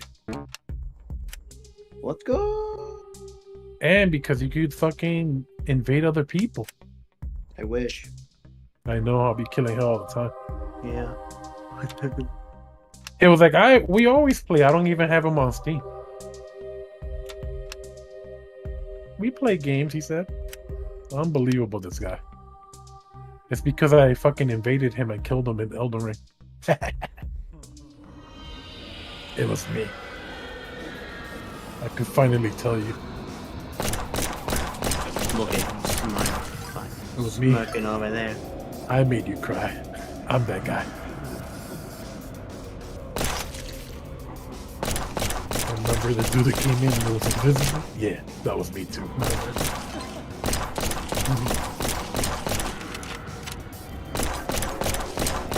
Crazy Tesla stock was almost at 300 share and then it dropped to fucking 260. I'm like, what the fuck? I thought you would drop to 260. I'm like, what happened? Listen, dude, my Netflix is back up. Stop it. Oh no. This is crazy. Netflix back to 400, baby.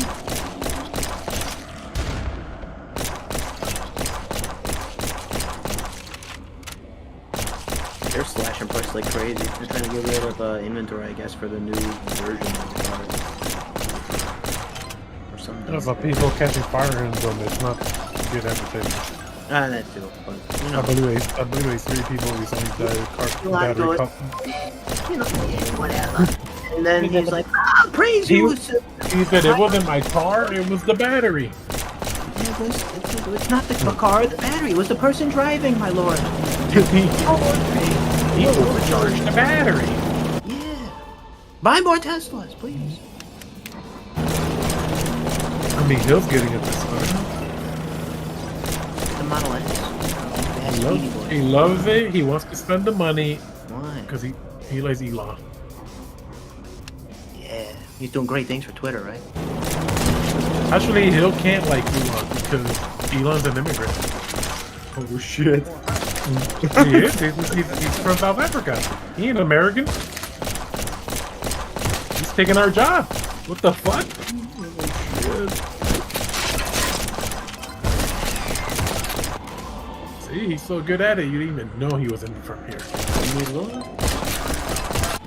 My lord, you did not. Is he even legal here? Nah, hold on. We gotta look at that. He's legal with that emerald? Nah, he is. He has to listen. I already looked it up. No, wait, what? He bought it with that emerald mine. I only found out he was an American.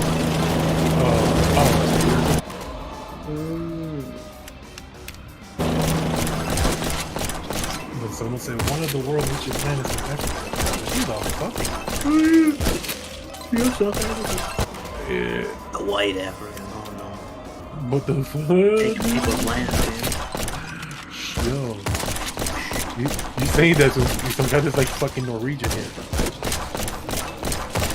He's a fake bank.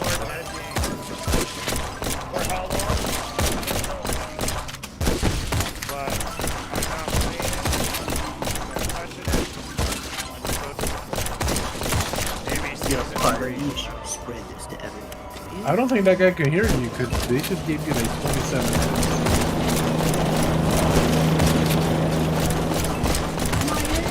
Vitamin. Hell, you're a fucking like, where's your pop filter? What? I don't see no pop filter on that motherfucking screen right now. What filter do you want? No, the pop filter on your microphone. Yeah, You said it's you right had here. one. I don't see it because it's green. No, it's on. Oh, I see. I see.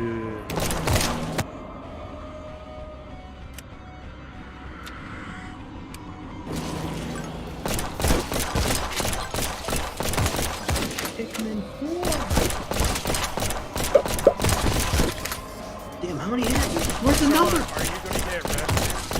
I don't know. I have bad talking about it.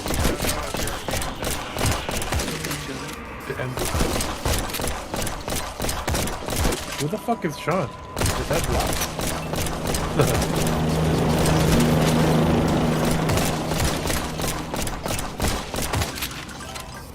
Dude, I almost Oh yeah, I forgot to mention that. Diablo 2. You should have, bro. It's a way better game. I played Diablo 1 Beelzebub mod.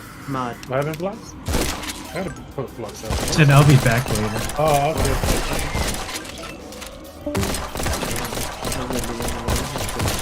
I know it was sweet. I'll do 10 more minutes.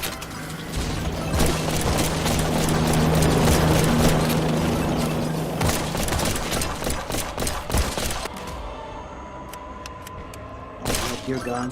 So, Terraria, the bosses are so difficult. The main boss, like the default the default bosses, like all the default ones are double modified because we had two the hard modes that stack on top of each other. Oh, and so they are way harder. We fight the calamity bosses, but oh, this is just bullet hell, and we're really the other one we get slapped. Imagine if you play the way. Yeah, no, fucking god, never. We would have thrown the controllers or freaking punched our screens by that point. Yo, do people play that game with controllers? How does that even work?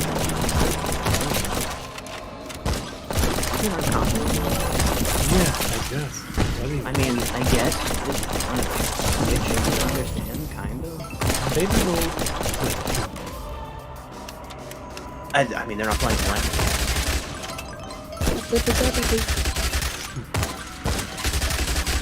But it was crazy. I got this axe, that every time I hit an enemy, it shoots out like 4 projectiles, and then those split into like 3 other projectiles. As we were fighting this boss, and it was the goal of getting all the mobs to me, because I would do like 12,000 DPS per second friggin' with that thing just sitting there standing. So funny. And I'm the tank, so I got like 240 defense right now. Like, I changed every item on it and re-rolled it all. Imagine you drop everything anytime. Yeah, hell no. You know how much money that shit cost? Freaking the Terry Star boots thing we had? I think we rolled just to re-roll once. Hell yeah. It's crazy. Are we installing Calamity for fucking, Yo, is there some crazy on Nah, no, you're crazy, right? He's a Yeti. I don't know if there is monsters. You would think? I think maybe it's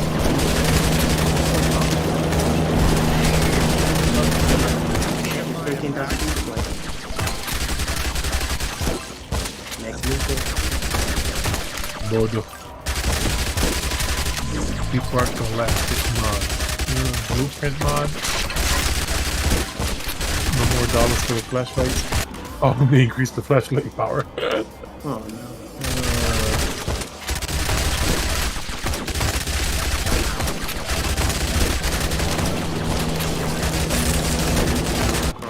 Okay, nice. Chun-Li is 2B, of course.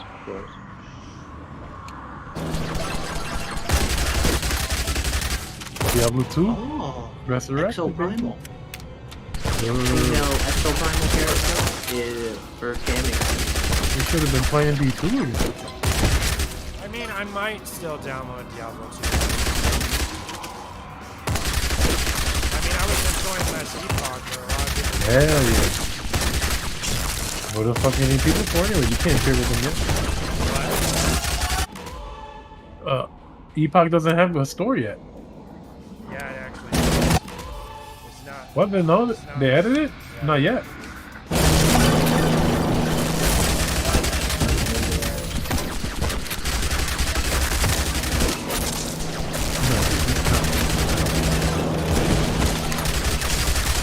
We're still putting it together. Everybody will buy it and trade with everything cost.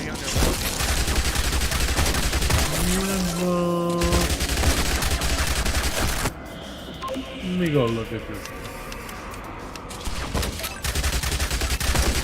Who's the last Epoch?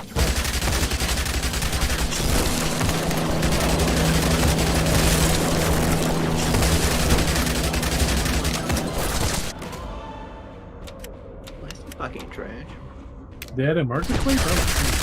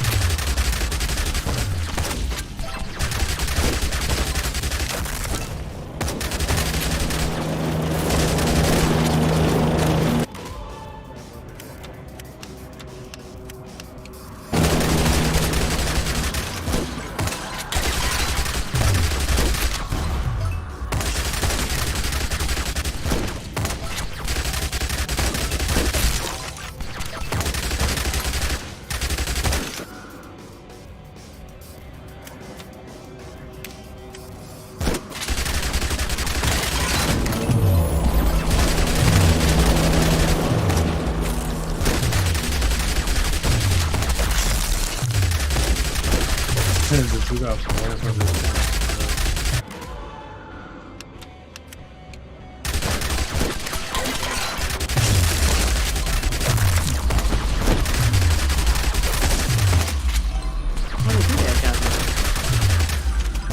I mean, the thing, that's what that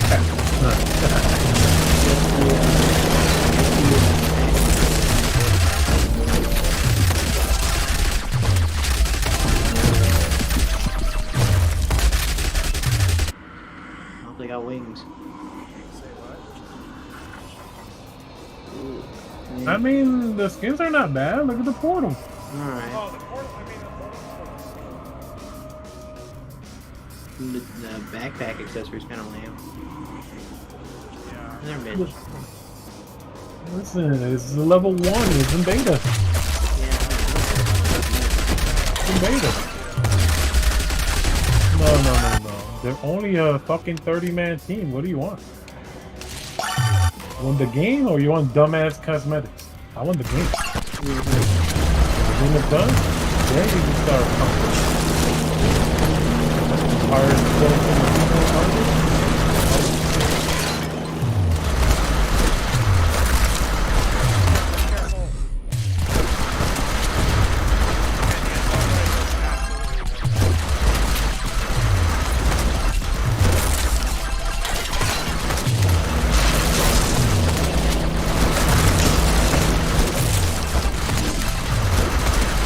I'm loving the one with the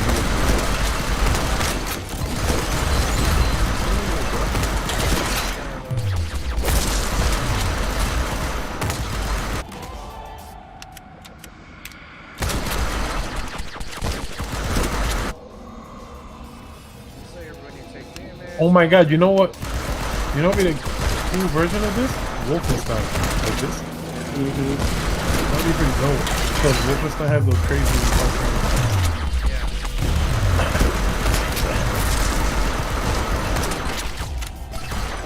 robot dog and all that bullshit.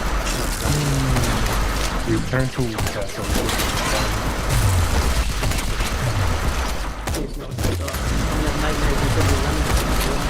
Your metal dog and Metal Gear Rising,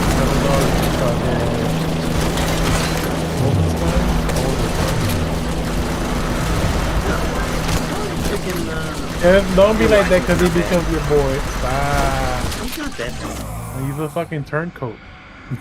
I mean, character-wise, sure, whatever. But his The fight fight's was not hard. not bad. No, it's not. You know I what mean, I hate? neither Those is the other dumb, what are they? The Hunt? No. The Hellhound? Those things are fucking terrible. I hate those things. Dark Souls dogs. Dark Souls 1 dogs. Nah, Bloodborne. Oh yeah, Bloodborne too. Speedy boys. You blink and they teleport on your butt, and you're dead. Nah, actually, out of all of those, the Hellhound. But no, frickin' in Rising, the ones I hate are the Crowfish. probably the stupid gorillas are a pain in the ass to deal with. Out of the mobs. I don't remember what that RPG was, but these graphics I made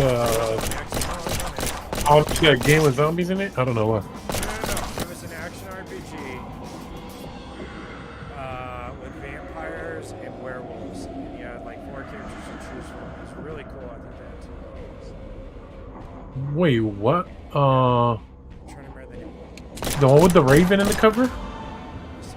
It's old. For the 360?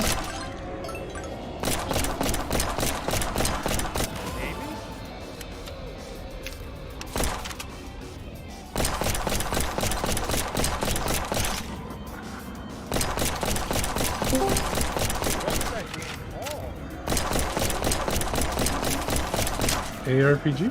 Yeah. The one with the raven. I'm trying to remember the raven one. Dungeon Siege? You're on the right track.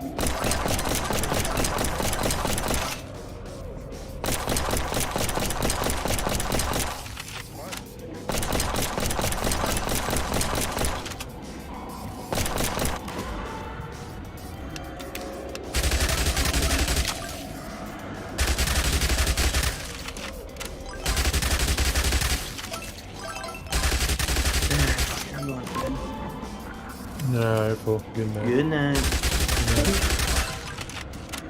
Bro, I'm trying to think of the game. I know what it looks like.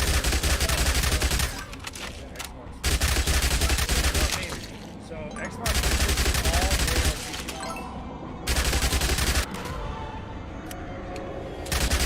But you said it had werewolves and shit. I don't know.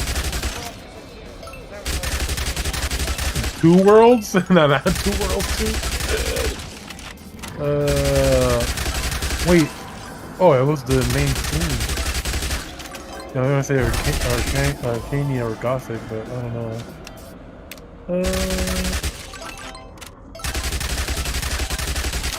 The 360 didn't even have that in it. They don't really have ARPG for this shit. Let me see. Xbox. ARPG. Please.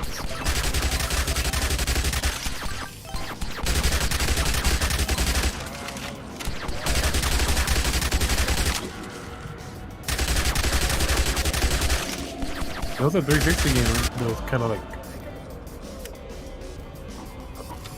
like Hunt. Some shit Hunt kind of wait, like that too. something. Hunter the Reckoning. Yeah, Hunted. Hunted? No. I think that's what it is, right? Yep. Hunter the Reckoning. I'm gonna pull up a video. Should the graphics should look.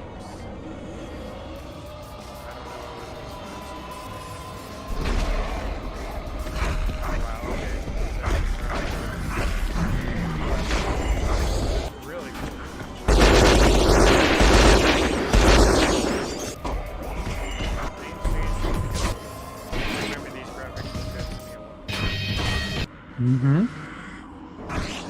Yeah, whenever there's this because I always play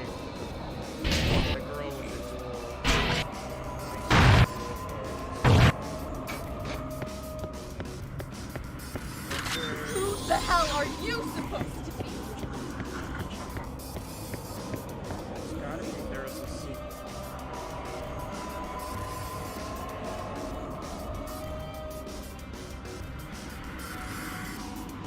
Yeah. See? Here you go.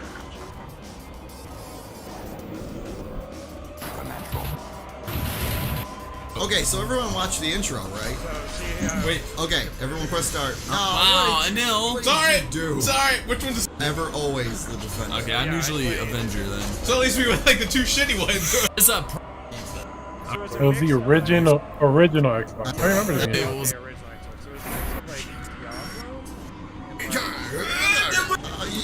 Fuck Joe said you say what?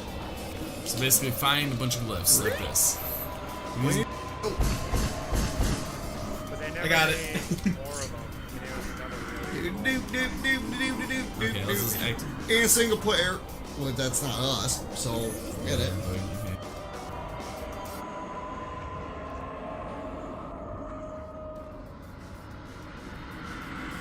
Obviously, I replied to you, Dead Tone.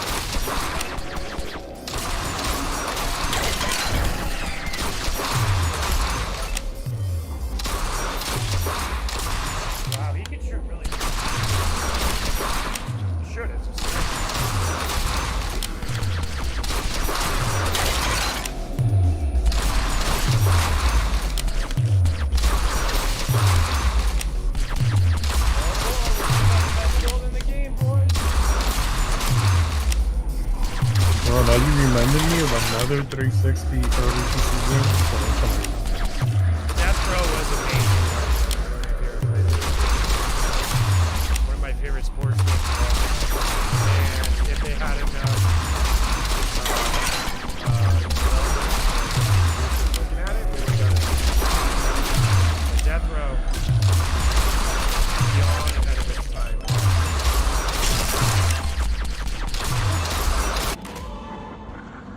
You mean state of emergency? That's right. No. You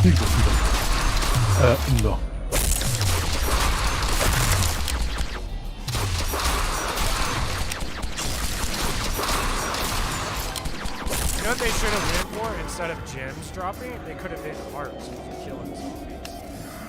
Missed opportunity.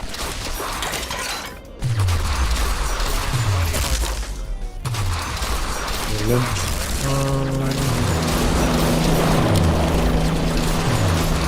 to see.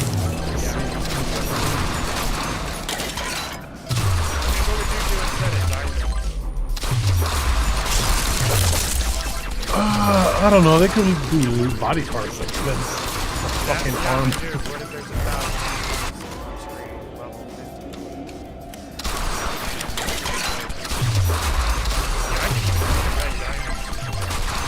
Take the brains.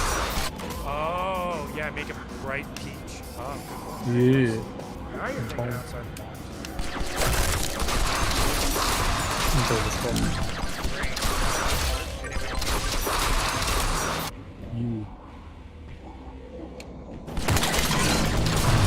Or biohazard logo blowing around because I don't know what else.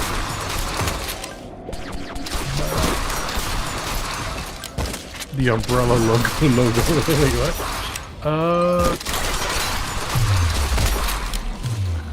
gotta go to bed, but I'm still trying to find this before I do it.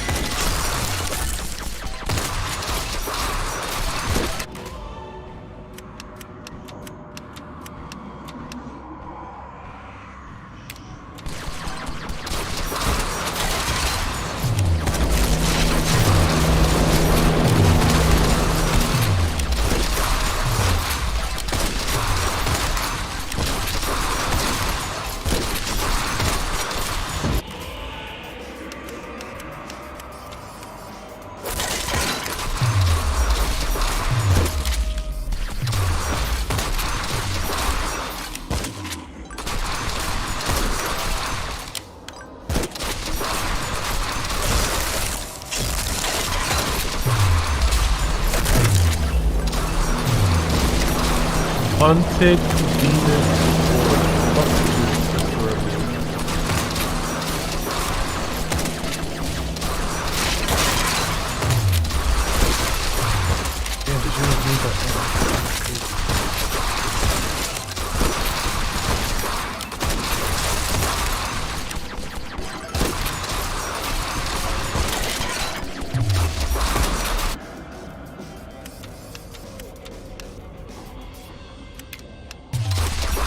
Alright, I'm going to bed. Good night. Later.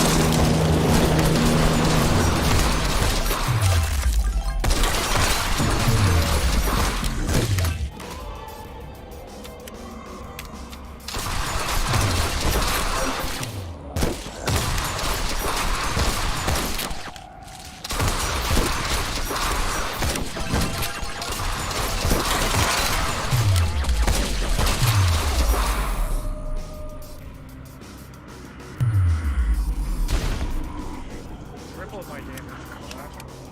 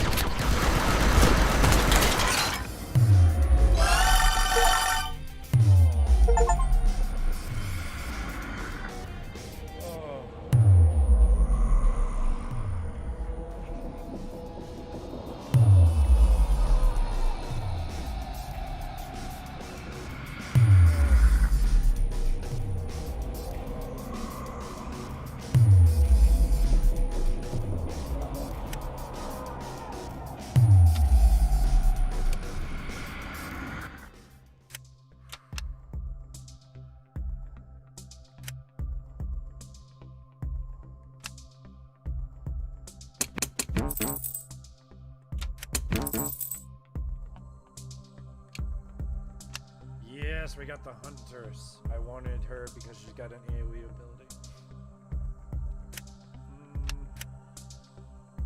5,000.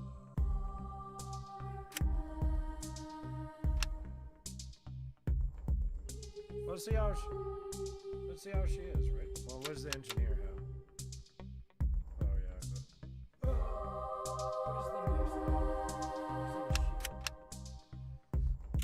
Ghost? I have no idea.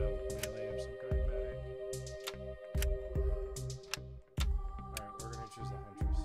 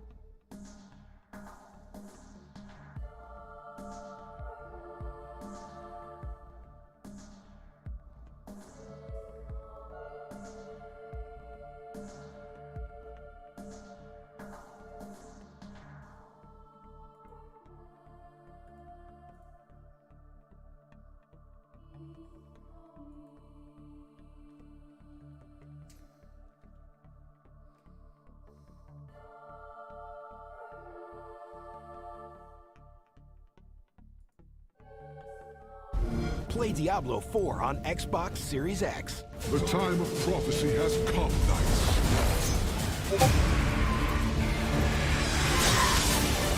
Hell is coming, brother.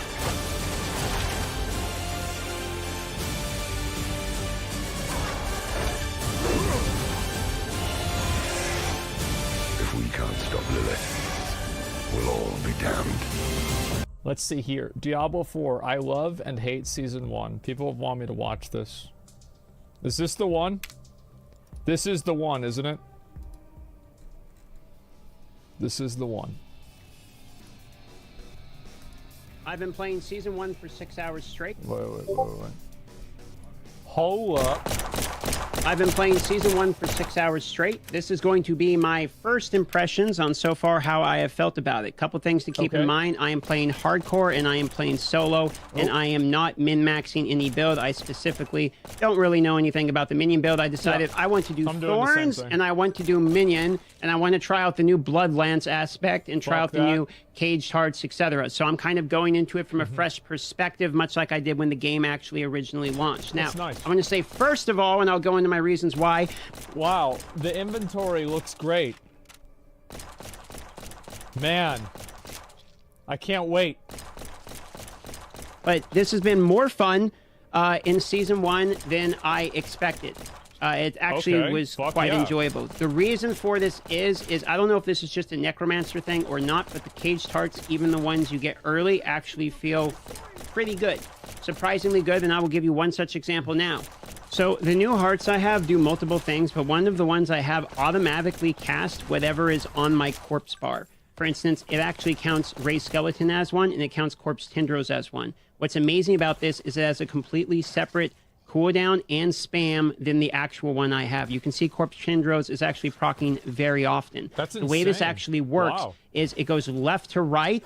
So if I have Corpse Tendros here, and then I have Corpse Explosion here, it's actually going to do the one I want here first, and then it will do this one if this one is currently on cooldown, okay? That's Now, good. Ray's Skeleton itself actually works with this too, which is very surprising. So if I go here, and I put in Decrepify, lose all my minions, okay, and then I put minions back right on the bar here, now I have no minions. But watch what happens. It is actually a fairly intelligent Caged Heart. And if you're wondering what's doing this, it's this one right here. Vicious Heart, walking near corpses, automatically activates an equipped corpse skill. With summoning... Does that mean that the skeletons do less damage, though?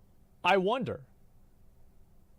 Because it said that the skill does 38% less damage. No? Okay.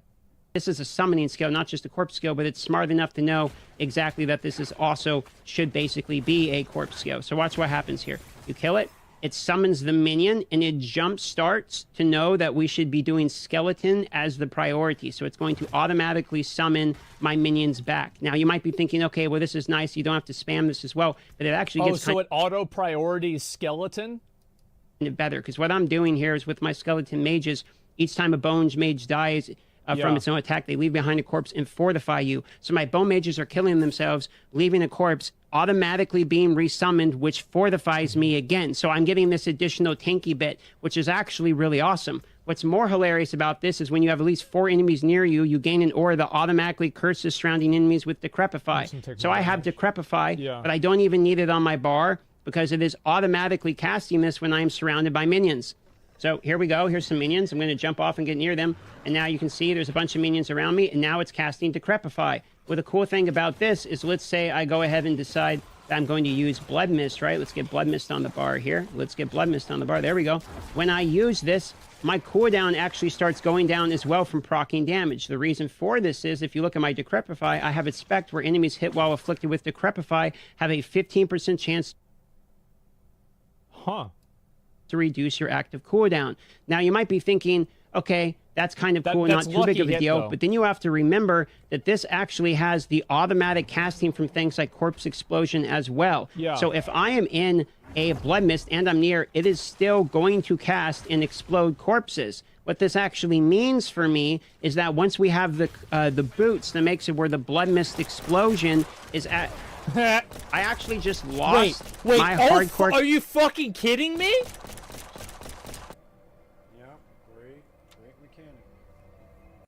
What this actually means for me is that once we have the boots that makes it where the Blood Mist explosion is at... I I actually just lost Wait, my hardcore. Are you fucking kidding me? Explosion is at. I actually just lost my hardcore. Are you fucking kidding me?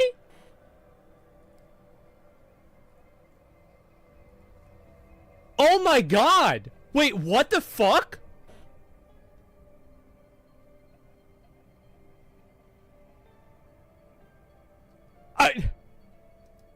Character, while trying to explain this to you, I changed my mind. I hate this season.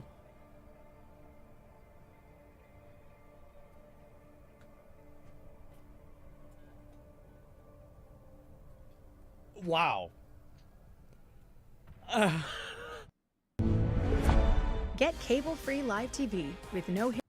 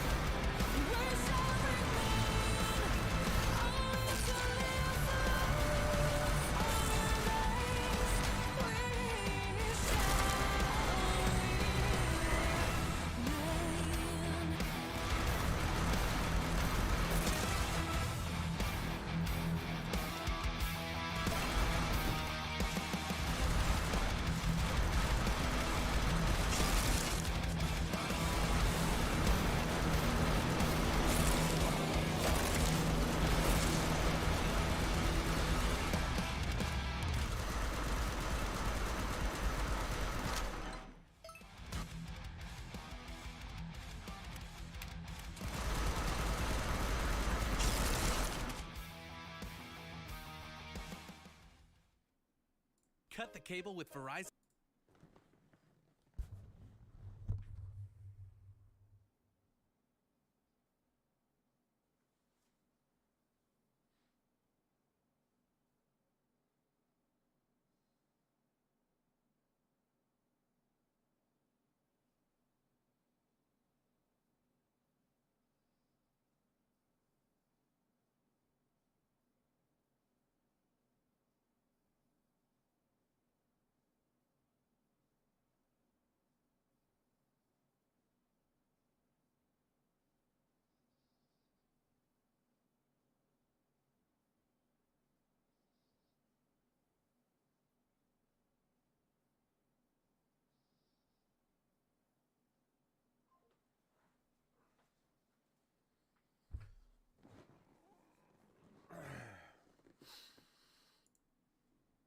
Hey there folks, and welcome back to the Grenade Video.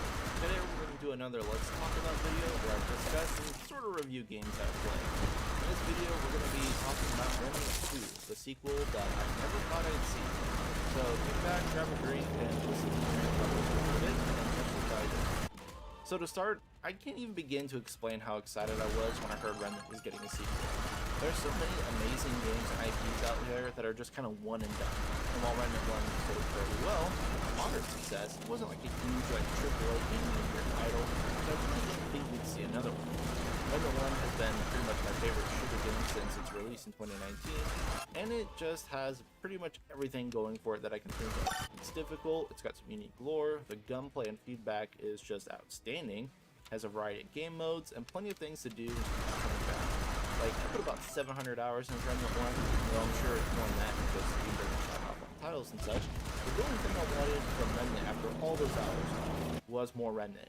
And I honestly didn't expect to ever get that, which is why I was involved in the modding scene a lot, help modding and stuff, because I just wanted to squeeze every last piece of entertainment I could out of Remnant. So, when I saw Remnant 2 was coming out, the only thing I wanted was just Remnant 1, but more stuff to do. They could have just slapped on like some new worlds and some new gear and it would have been just fine for me. But let me tell you that Remnant 2 is so much more than that. And in fact, calling it Remnant 2 feels like a disservice. It feels like Remnant 3. There's just leaps and bounds ahead of the original. So, like I usually do, I kind of want to just break this down into sections to make it easier to dissect. But let me start at the beginning for those who did not play Remnant 1. So Remnant is very much a Souls-like with guns. It performs that role and fills its niche exceptionally well. It's a third-person shooter with a lot of dodge, duck, dive, and dodge. Another apt comparison would probably be something like Outriders or Destiny. It's kind of got the same, vibes, and you do a lot of the same content over and over again. At least in Remnant's case, you're doing so much because everything's randomized. The campaign layout, the dungeons, the enemies, modifiers, what bosses you get, all that, all random. So you can never really see the whole game in just one playthrough. And while I know some people think that's bad, it's actually one of the greatest aspects of Remnant. It's almost like a roguelite in some cases, except that, they actually added roguelike mode later with survival. Here in Remnant 2 though, when you finish the first playthrough, you can be done if you just want to play the game for the story, which is acceptable. I mean, the story's not terrible, it's interesting. And Remnant 2's campaign is about 25 to 40 hours long, depending on how much side content you want to clear, which ain't too bad either for a shooter. But for all those who want to keep playing because the gameplay loop just has enough hook, there is so much more to do because you're not just revisiting the same content.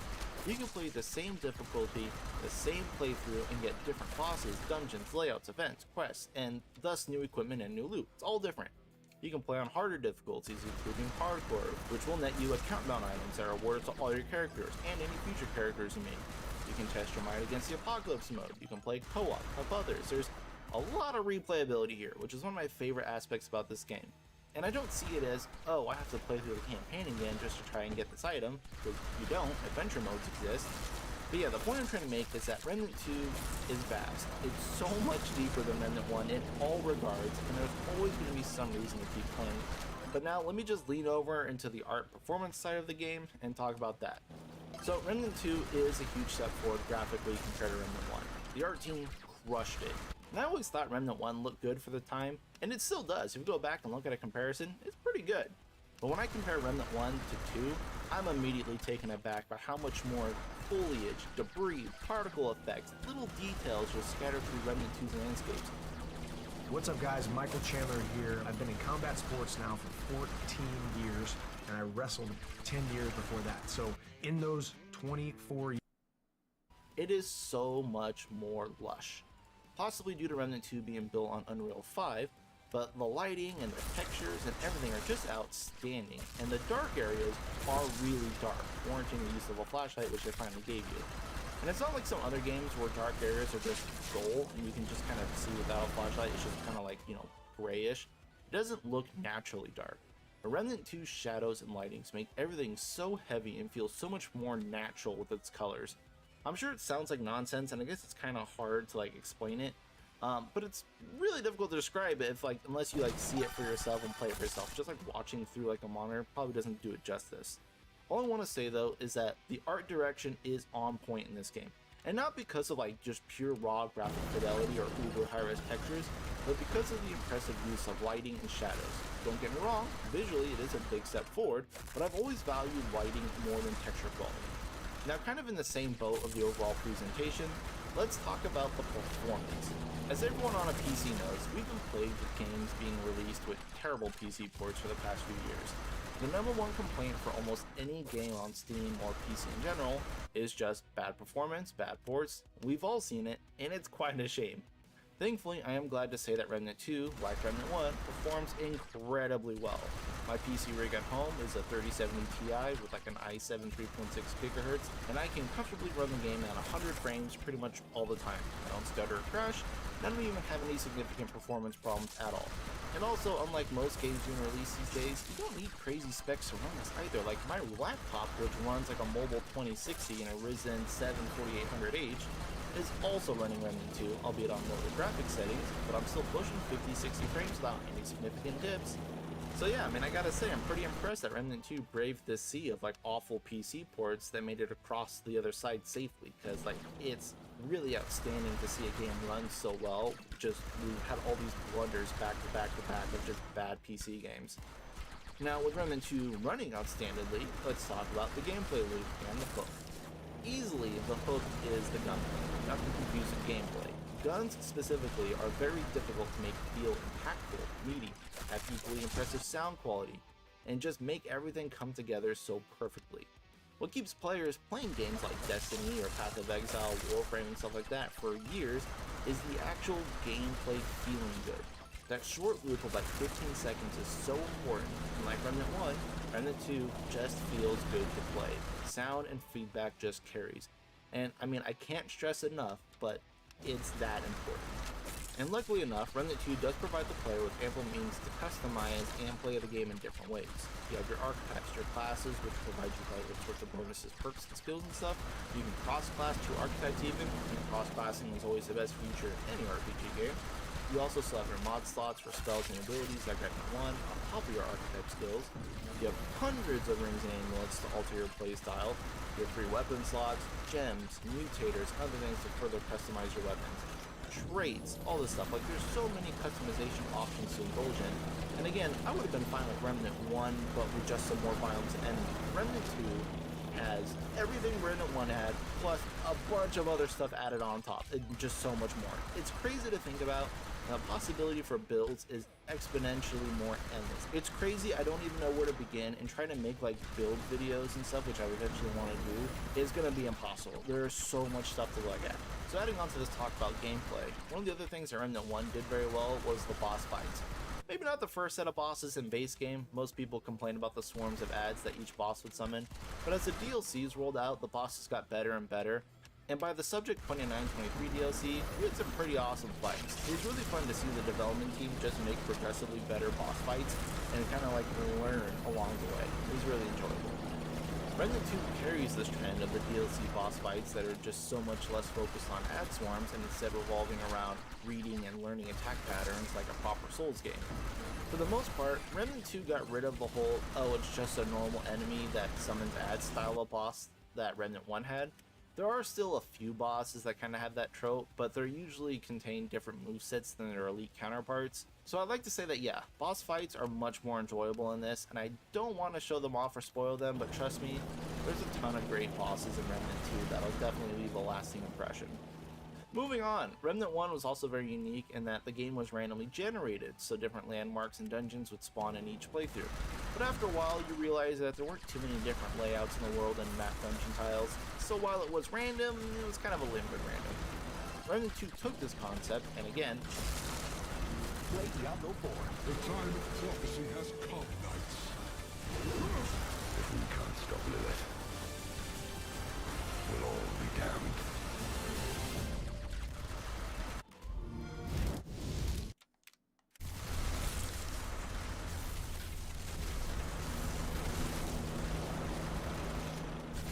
We definitely have ants in here. Not for long.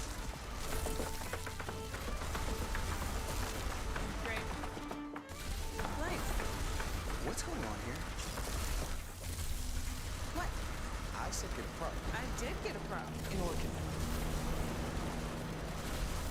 I got you. Got ants? Don't call any pro. Call the Orchid Pro. With over 120 years of experience, nobody's better. Orchid, the best in tests. I knew this was weird.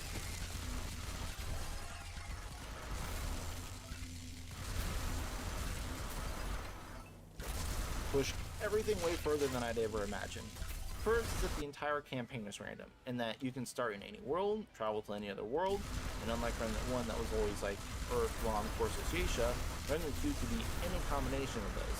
So everyone that starts out playing on launch day will be in different worlds, and even in that, each world has different sides to it. So you and a friend could both be in Loathsome, and one player will be in this drab cobblestone street, and the other player will be in some fancy golden halls. Of course, all the dungeons and paths are significantly more randomized than before too, so you'll have entirely different experiences through the entire campaign. So in some aspects, Remnant 2 is verging closer to that roguelike category. Another cool small feature in Remnant 2 is that the expansion to mobility that they've added. Remnant 1 was mostly boots on the ground with the occasional fall over an object. Remnant 2, keeping with the theme, takes us to an additional level by giving the player a vault it can perform near edges, and also made the maps and dungeons a lot more vertical, so there's more areas to go up and down and shoot and climb and descend, and it just makes the environments feel significantly less flat and static, and it really breathes some much needed life into the day-to-day travels between areas. Because of the added verticality, the map got a big overhaul to a 3D style map that you'd see in like a Metroid Prime game. You can zoom in and out, rotate, skew, look underneath things, and find all the little secrets the world would hide through the use of the map, rather than just have like a flat 2D image of a colored area like Remnant 1. And it's just nice to see the detail that went into all these little things. As I mentioned when I started this video, I was really excited for this game, and I would have taken the same Remnant 1 game with a fresh coat of paint. But this is so much more than I could have hoped for in a Remnant sequel. Every little aspect about the game is bigger and better. I wish I could get that point across even more, but I really want to hammer it home. I'm totally in love with this game, and of course would highly recommend it.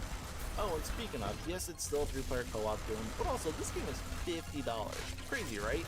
In a world where everyone's moving towards that $70 price tag model, this gem of a game retains the $50 like low budget price tag. I wouldn't say low budget, pretty medium budget.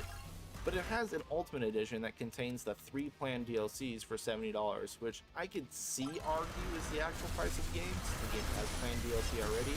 But dude, come on. You pay $40 for a Destiny 2 expansion and $20 for season passes, and like $20 for a Dark Souls DLC. This is fine, and it's way more than fair in my opinion.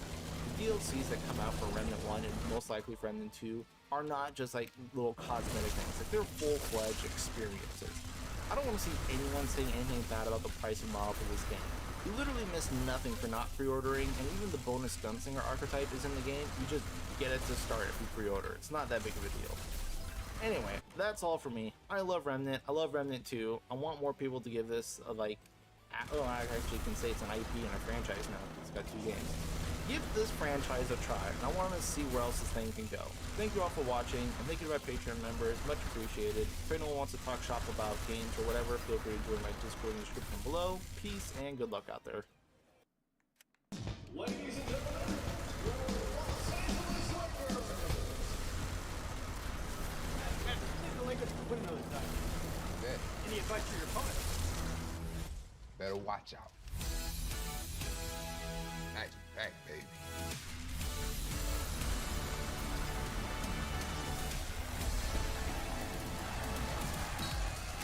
Basketball's the sport of the decade. Got some kids on the team now. The bus empire's taking off. We walk on the road. No wind ain't gonna keep us in that room. You gotta be winning. Look, Turner. You know why nobody repeats. The guys that you beat along the way. Spend all that time figuring out new ways to break you down.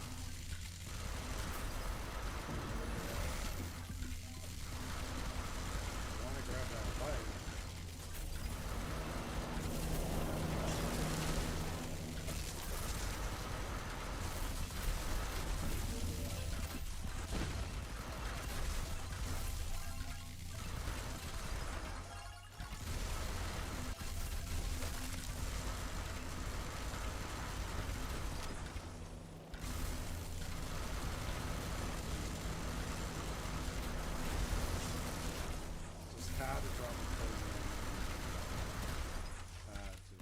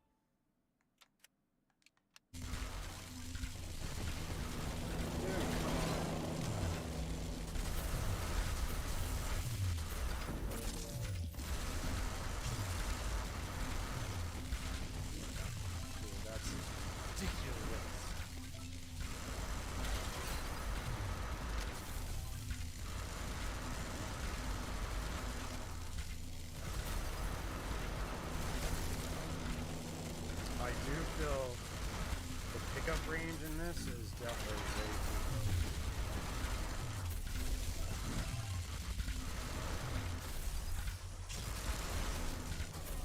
Dude,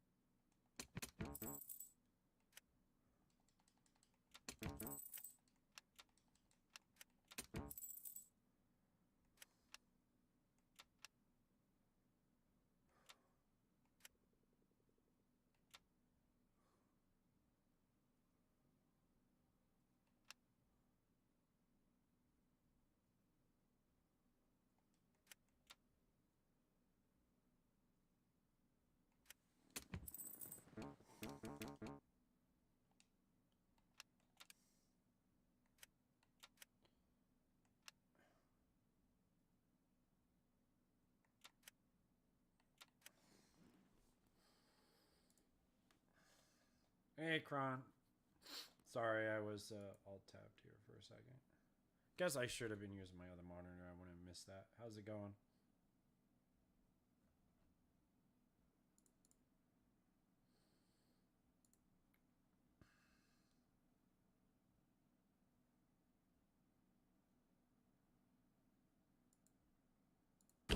We're in a race against the Nazis. They have a 12-month head start. 18. We've got one hope. Our nation's best scientists working together here, secret laboratory. Keep everyone there until it's done. You're the great improviser, but this you can't do in your head. This is the most important thing that ever happened in the history of...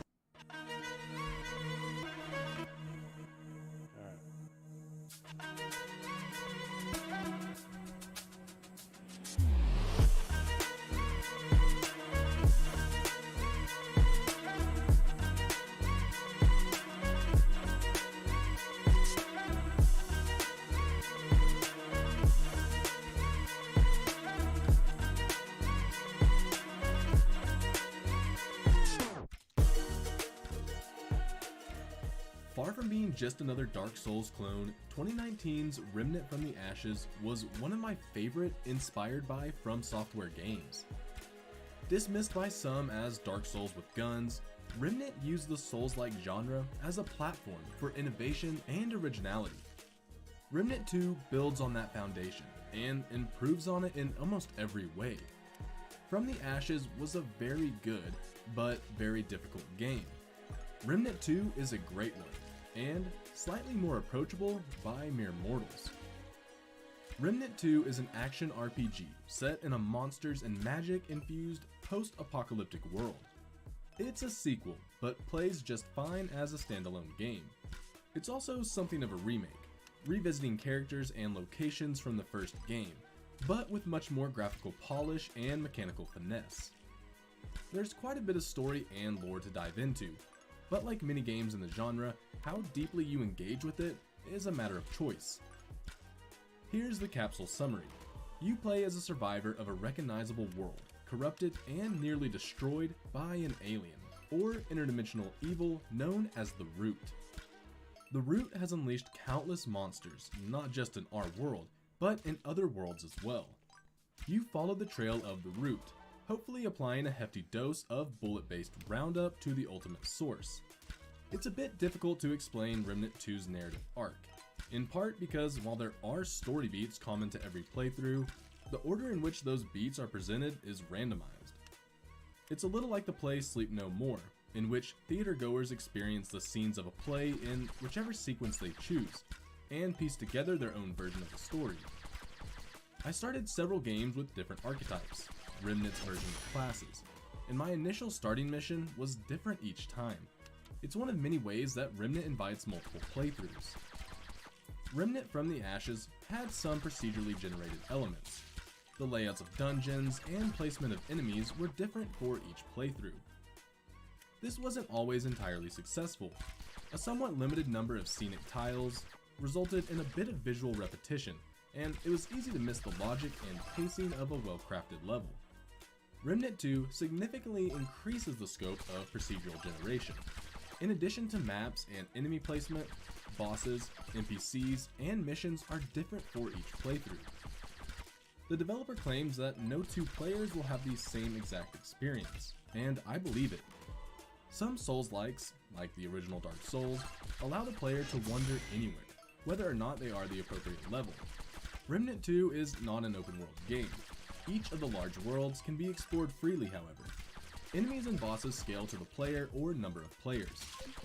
This time around, the scenes are extremely well hidden, aside from some dead ends, empty areas, and a few overly convoluted paths.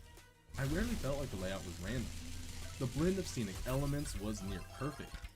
The excellent 3D map, a little like Returnal's, made levels pretty easy to navigate. Aside from procedural generation, Remnant 2 diverges from the Souls-like template in a few other areas, including character classes called archetypes. There are 4 archetypes to choose from. The Gunslinger is a fast-shooting DPS class, the Medic is a healer with some combat abilities, the Challenger is a heavy weapons and armor tank, and the Handler is a long-range weapons specialist with a canine ally. Later in the game, players can dual class, but this really means pulling some secondary abilities into the main archetype. Still, there's a lot of flexibility built in, and players can craft some pretty unique classes.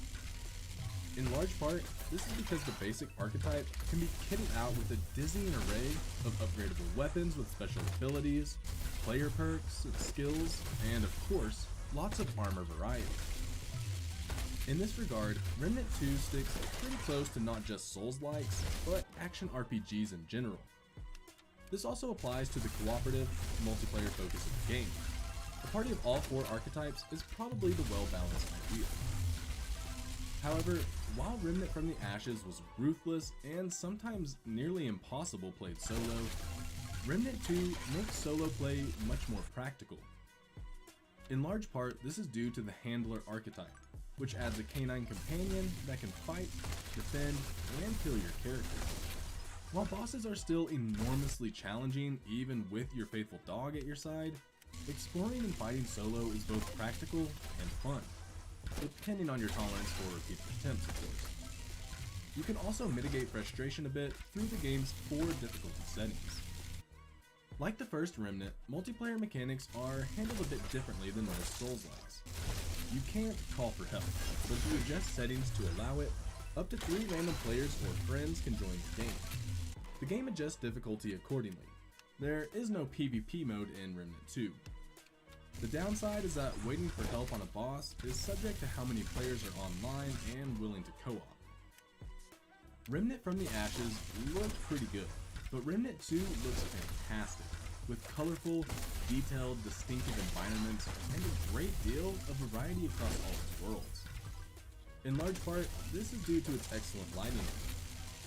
Remnant 2 has a much wider selection of enemy designs, mostly organic plant-like monsters, humanoid figures, magic casters, and more. Their spell effects and attacks are fluidly animated. Character models and NPCs have improved too, and while not all the dialogue rises above the expository, it's well voiced by an impressively large cast. Even better is the overall audio design and effects out in the world. The game is supported by Rob Westwood's outstanding score. Nothing's perfect though. There were some crash to desktop bugs. With an admittedly last-gen RTX 2080, I was able to squeeze out a consistent 60 frames per second at 1080, with everything cranked to ultra. At 4K, frame rate dropped by half. Still playable, but maybe not fluid enough for boss battles. Gunfire Games' Remnant 2 is one of those rare sequels that takes a collection of good ideas and makes them even better. Everything about Remnant 2 is an improvement or elaboration from the first game. It looks great, and the action is challenging without being overly punishing. Best of all, Remnant 2 makes creative and meaningful changes to the Souls-like formula, helping it to stand out from a deluge of copycat action RPGs. I can't imagine any fan of Remnant from the Ashes being anything but thrilled by Remnant 2.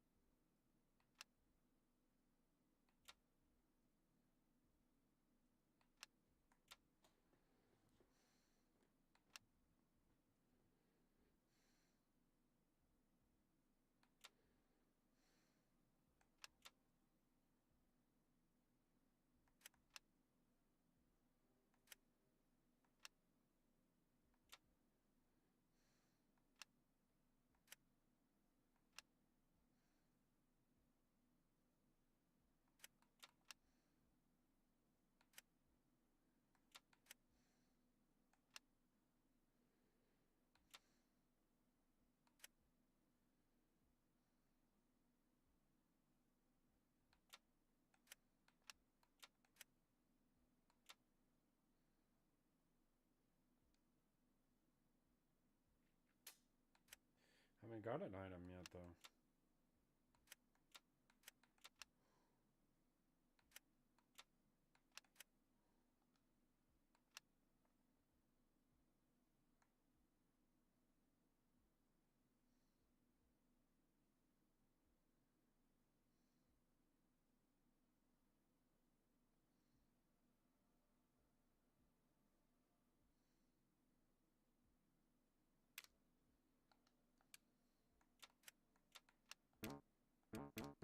Oh, three more zombie bosses and we got the ghost? That might make a difference, boys.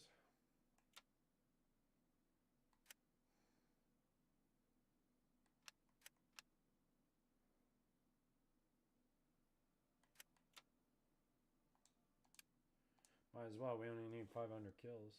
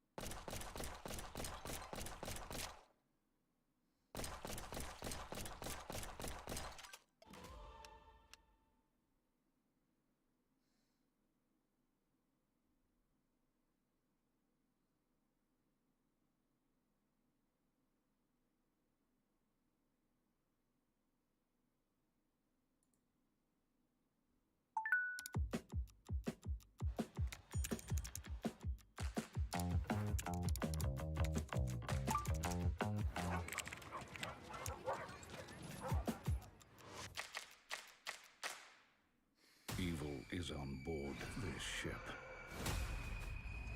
This beast, it needs.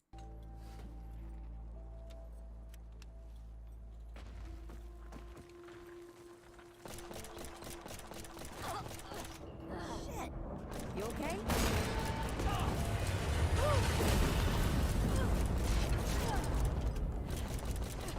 This guy's just only using this.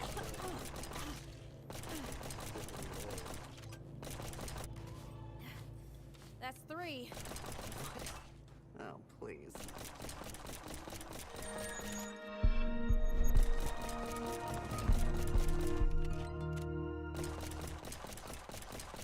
I'll admit I was a little bit late to the party with Remnant from the Ashes, and not through a lack of will either. I tried and failed to get into it several times around its launch, and it wasn't until this year that it really made its mark on me, but once I was in, I was all the way in, which set me in great stead for the sequel. Remnant 2 refreshingly drops the subtitle, which you'd assume would be a metaphor for a simpler, more streamlined design. You'd be wrong though, because Gunfire Games' difficult second chapter deliberately ups the density to often quite staggering results. Remnant 2 is, like the first game, a sprawling, multi-branching labyrinth of a game. Each of its worlds is procedurally generated, as is your path through them. You'll have a random starting world each time, and each of these worlds is broken down into random dungeons, objectives, bosses. The idea is that no one will have the exact same experience, and it works incredibly well. There are overlaps, obviously. You'll meet the same bosses over the course of several runs, and the items crafted from boss materials feel a little bit too restrictive sometimes, but ultimately your story will be yours alone. Although the story itself has a tad more setting than actual substance. Set some years after the first game, the Root has been effectively pushed out of Earth thanks to the actions of the Wanderer, Founder Ford and your allies in From the Ashes. However, it hasn't been fully vanquished, and the canon choices made at the end of the previous campaign have left many other worlds open to invasion. In Remnant 2, you are the Traveller, a new protagonist who must take up arms against the Root. You're joined by allies new and old, with many of the past game's characters returning here, much older and more hopeful, living in a small town built above Ward 13. It'd be a nice place to settle down too, but when your friend is dragged through a reactivated crystal, you've no choice but to go in and get them back. The issue here is that the worlds are so procedural, there's little room for actual narrative development. Things just happen, and there's very little growth and no real defining character moments. Characters who seem important initially get sidelined very swiftly, and the whole thing feels more like a device to give the action some context. Maybe that's all it needs to be, but it'd be nice to see Gunfire Games really lead into the characters they've created. More effort has gone into the individual stories of the worlds you visit, admittedly, but the motivation in each is often the same. We have a corrupted god that needs killing, please go and kill it. Before you go on your deicide rampage though, you'll need to select an archetype from the initial 4 or 5 if you pre-ordered and got the Gunslinger early. Although there's a great deal of build diversity later, the first archetype choice will greatly inform your playstyle for at least the first 10 hours. I went with Handler initially, as the option to take a brave little doggo into hell with me was too much to resist.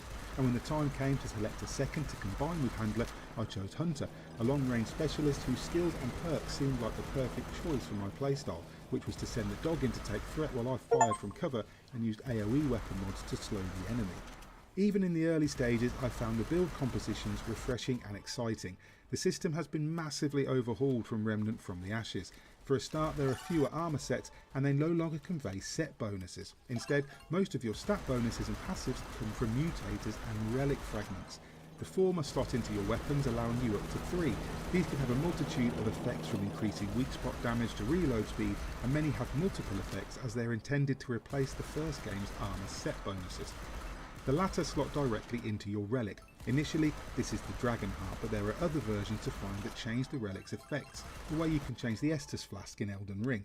The fragments themselves improve things like melee damage, crit chance and cooldown timers. It means armour is mostly cosmetic, although elemental resistance still differs between articles of clothing. Remnant 2 is much deeper than it is long, and with any game of this depth, 1 or 2 playthroughs isn't sufficient to fully understand the build economy. There are weapons, items, mutators, modifiers and traits you won't even earn or find without multiple playthroughs, which will keep even die-hard min-maxers busy for a long time. What I will say is that I kind of missed having the armour sets, and I hit a point around 12 hours in where I'd maxed out my 10 vigor points and had to look for other trait cards and mutators to increase my survivability further. Even if this is purely by design, it felt a little restricted that I couldn't improve my armour and HP for such a long time after only a dozen hours of play. The weapons and gear you can find and earn feel good though, and I was always happy to return to Ward 13 after slaying a boss or completing an encounter to see what I could craft from the parts that had dropped. The more I played, the more I felt the need to investigate the mutators and mods I was collecting, to tweak and adapt my build in order to survive longer. As always though, there's a sense that it's only in that end game that you'll find the best gear, although here you can start the end game fairly early, sort of. After you finish whatever your first world is, you'll have the option to switch to adventure mode and replay any worlds you've completed as many times as you like with random dungeon rolls, or you can even re-roll the entire campaign and play through it again. You use the same character as your current playthrough, so any items, traits and gear that you've collected are carried between campaign mode and adventure mode. It's a really fun way to level up a second archetype without affecting your story progress. The campaign itself isn't particularly long for the genre, but as with Remnant from the Ashes, the idea is to replay and explore, uncovering all the secrets that we can, and as the worlds are so diverse, it's hard to get bored.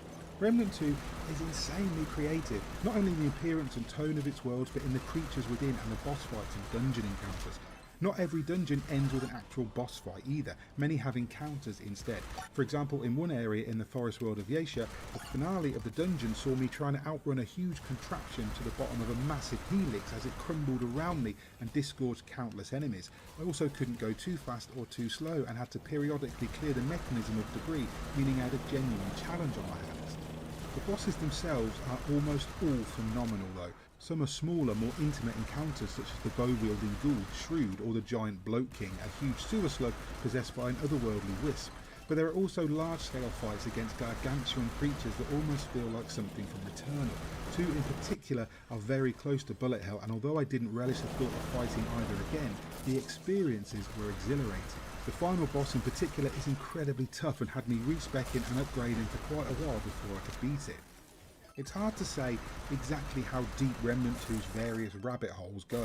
Some puzzles can be solved immediately, such as a clock tower puzzle in one of the Bloodborne-inspired districts of Losun Dran, while others require the passage of time and even repeat playthroughs or adventure mode runs to solve.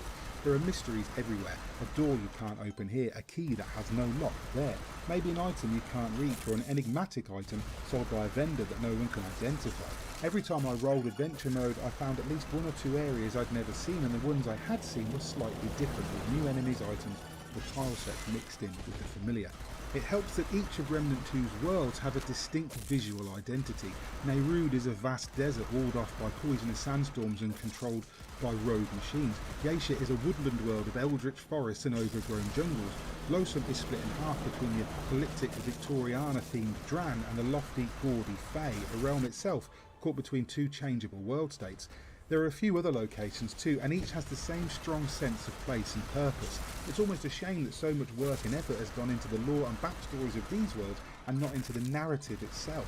Yet I find it hard to vehemently criticise Remnant 2 for the shortcomings of its story. It is, as the first game was, deliberately, bloody-mindedly obtuse. There's more joy to be found by applying your own headcanon to events and having everything spelled out for you, in a similar vein to From Software's Souls games. It's all unknown, so that when your protagonist admits regularly that they don't know what the hell is going on, you can relate, and as they gain understanding, so do you.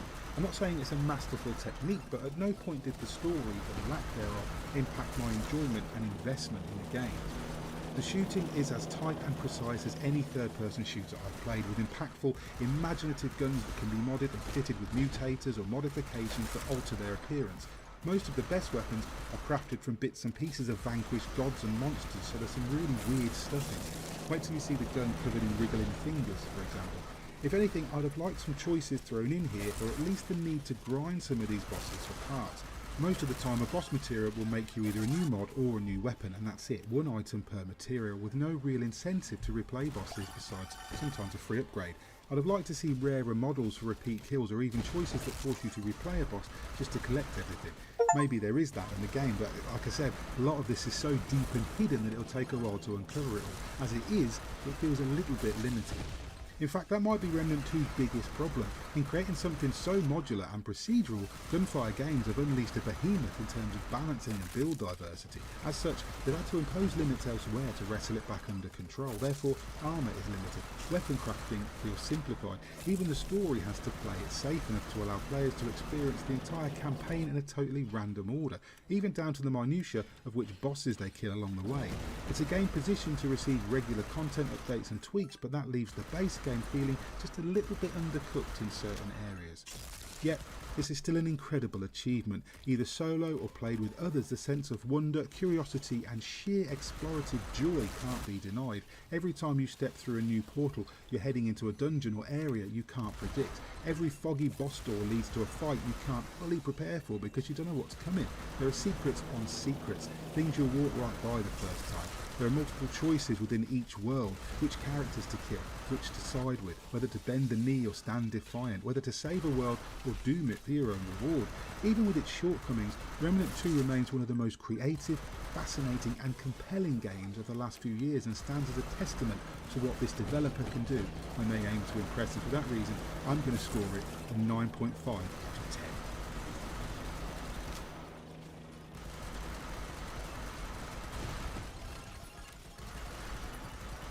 Hi there, hope you enjoyed that review of Remnant 2 from Gunfire Games and Gearbox Publishing. If you did enjoy the review, please hit like and subscribe, maybe tag that bell icon too, so you're kept up to date with everything we post going forward. And if you want to support us over on Patreon, we appreciate everything that you guys do for us. In the meantime, I've been Mick Fraser for God is a Geek, and that was a review of Remnant 2, and you guys have been lovely.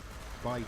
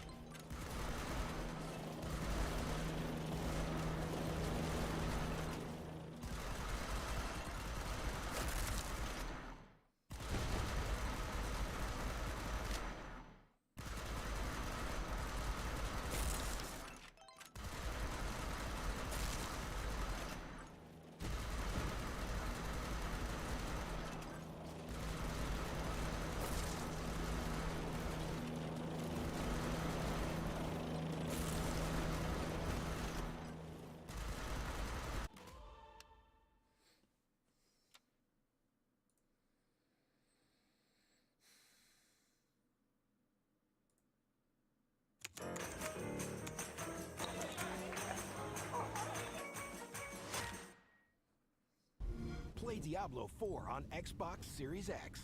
The time of prophecy has come, knights.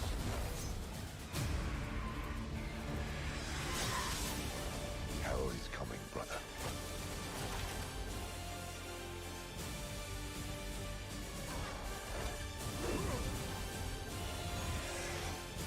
If we can't stop Lilith, we'll all be damned.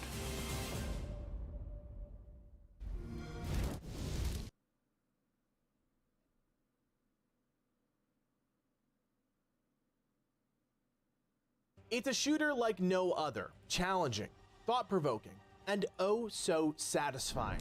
My name is Kodiak, this is Legacy Gaming, and after 150 hours of liberating worlds and slaying powerful bosses, we're sharing our brutally honest review for Gunfire Games' new title, Remnant 2. A huge thank you to the developers Gunfire Games and Gearbox Publishing for giving our entire team early access to Remnant 2. It's rare that all 3 members of our team get a chance to play a game early, so when the opportunity arose, we jumped at the chance. If you've been following the channel, then you already know quite a bit about Remnant 2, but for those of you just learning about the game for the first time, this video is for you. Remnant 2 is a third-person adventure shooter. It's a game that's unique and pulls elements from other genres, which is why it's hard to pin down exactly what it is. You'll be introduced to Souls-like elements, such as the challenging enemies and often one-shot mechanics they employ to keep you on your toes.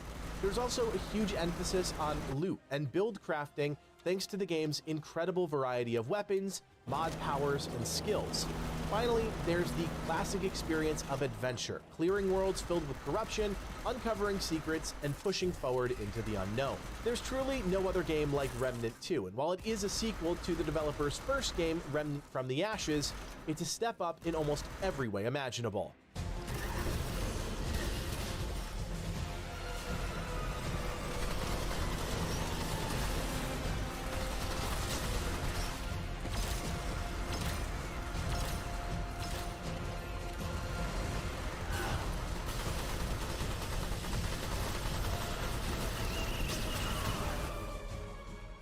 We'll get to the action, but first I think we need to start with the game's story, the backdrop for the entire adventure.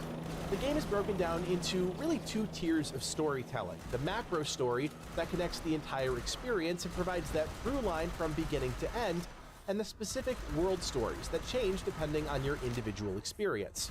From our perspective, the world stories manage to captivate us, and while not always incredibly deep, there's a magic and mystery to them that lore fanatics will love.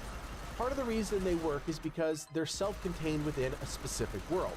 Those stories don't exist outside of the individual walls of a place like Geisha, which makes it easier to latch onto. Couple that with the fact that your playthrough might have one storyline and mine might have another, and there's an element of randomness that you don't often find in a narrative experience. The strange people and creatures you meet along the way in these worlds are interesting, vividly designed, and for the most part, memorable. I might not be able to pronounce every one of their names, but that's not a new phenomenon. Each character is also voiced by a clearly talented actor or actress, and more often than not, you're greeted with a really impressive range of dialogue lines that you don't often find in video games. It is death, foreigner, at least for you. Swift and immediate. The macro story is a bit less thrilling, but still a step up from the story in Remnant from the Ashes. Obviously, we're not going to spoil anything here, but as you move through the story, you'll return to a place called the Labyrinth, and that through line will continue to pull you towards an inevitable conclusion. The real challenge with this overarching story is the gap between major beats. You could spend days clearing out a world, and by the time you reach that next significant major story moment, you might have forgotten where you left off. It's a necessary evil given the way Remnant 2 is structured and designed, with gameplay clearly at the center. But if you're the type of player that craves a super compelling main narrative in your game, this might not scratch that itch. That being said, as someone that was an avid fan of the first game and its lore, Livid wanted me to assure Remnant from the Ashes fans that both the lore and the conclusion of this game are far more satisfying than the first, and that's important as the game is far from over once you defeat the final boss. Sure, the story has a definitive conclusion in a way, but the journey is just getting started. Chill summer days about to shift into a legendary adventure. Awesome deals appear. Fall in love with more deals on G2A's Summer Playground. Make this season epic. Visit the sale now. Hey guys, I want to give you a sneak peek into how we tested the durability of the Groove Wallet. You may be surprised. It's good.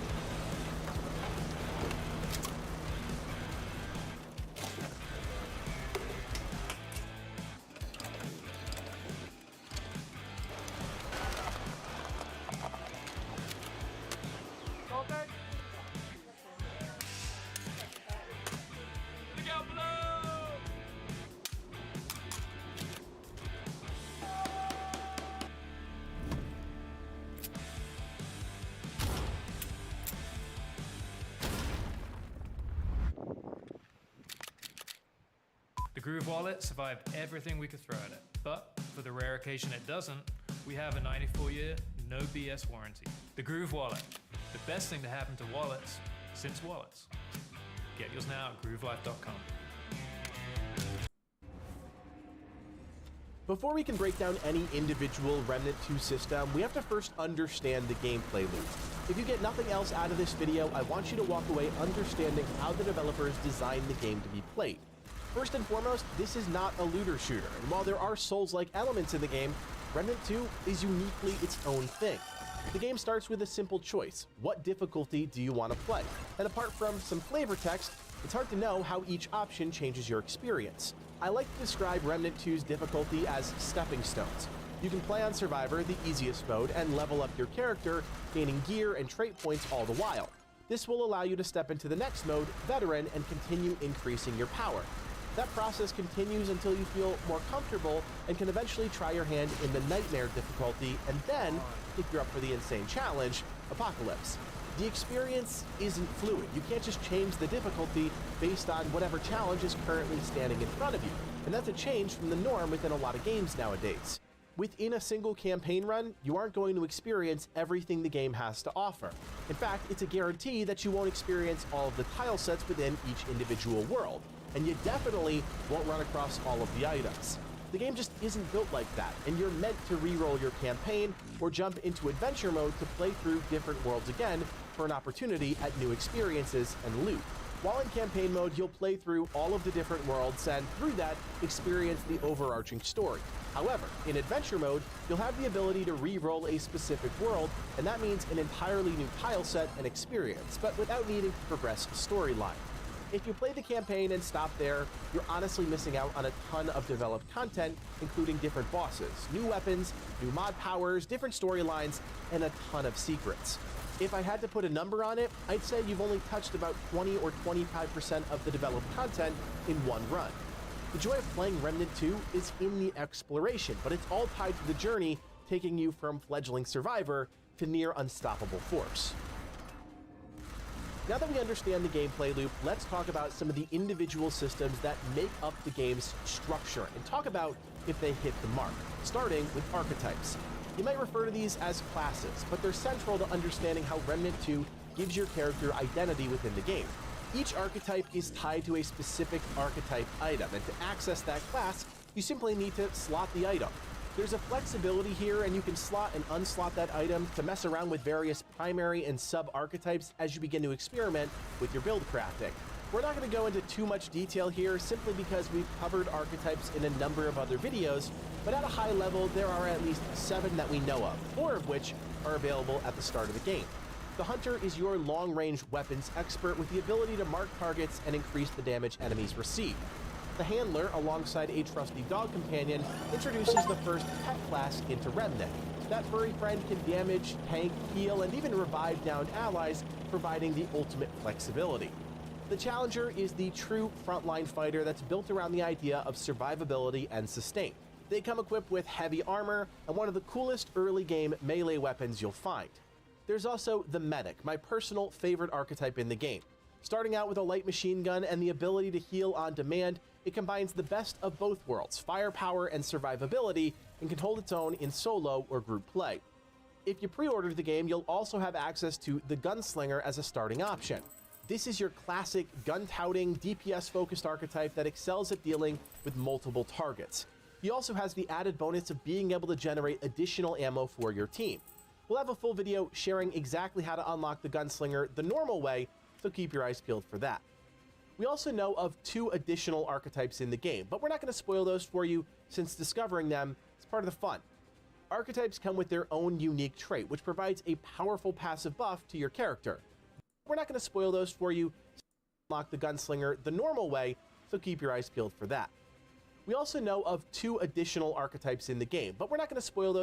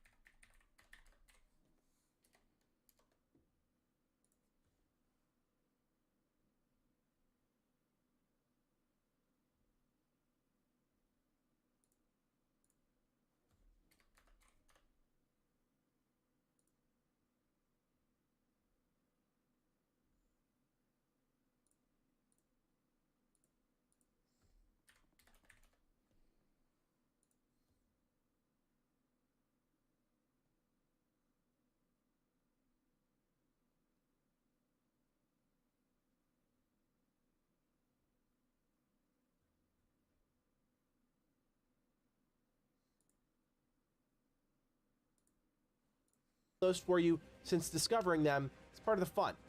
Archetypes come with their own unique trait, which provides a powerful passive buff to your character.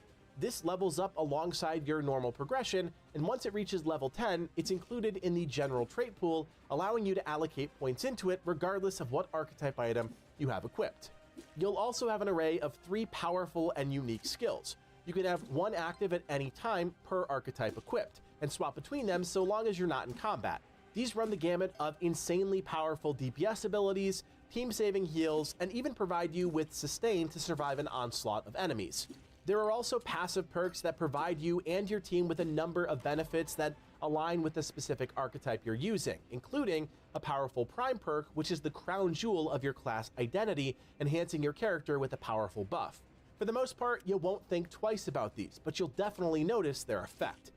Archetypes have evolved significantly since the first game, and the combination of traits, skills, and perks give each class their own unique flair. When you consider that you can also combine 2 individual archetypes and create a dual archetype, it creates a level of class flexibility that you don't often see in a video game. If all of a sudden you want to tap into the Challenger's powerful prime perk, you simply slot that archetype item and build around it. Likewise, if you're getting bored of playing the Hunter and want to change it up, you can do that with relative ease, and that's the beauty of the system. Here are 3 reasons why you should buy a new gaming PC from Build Redux. 1, we offer the best pricing on quality gaming. So we understand the gameplay loop, we've picked an archetype. I guess the only thing to do is activate the World Stone and see which world we end up in. One of the unique things about the game is that your starting world is random. You could end up in the lush and deadly forests of Yeisha, or crawling around the sewers of the drab world of Losum. It's entirely up to chance. At launch, there are 5 worlds players will have access to. Earth, home to Ward 13, your base of operations. The Labyrinth, the connecting thread between realities. Yeisha, a world returning from the first game and home to the goat-like Pan race. Losum, which is split into 2 sides, the Fey side, ornate and filled with deadly splendor, and the Dran side, a dark and dreary world clearly inspired by games like Bloodborne. There's also Nerud, a strange alien world filled with deadly technology and creepy bugs. And of course, we won't ruin the final world for you since it's tied to the main story. What I think is important about each of these worlds is that they feel unique. That was the case with Remnant from the Ashes, but from a design perspective, the team really kicked things into high gear with Remnant 2. What I personally found most impressive was how much the team managed to pack into each space, and I'm talking about the little things and the big things. Within each world, there's also plenty of variety, and that's important because if they use the same technique across every tile set, that experience would lose that special something that makes moving from zone to zone unique. everything has been amplified in Remnant 2, and it's most notable in the scale and scope of each tile set. Everything is bigger and more fully realized. You could be moving through a cramped back alley on Losum, exploring a crumbling temple on Geisha, or exposed on the desolate surface of Narud.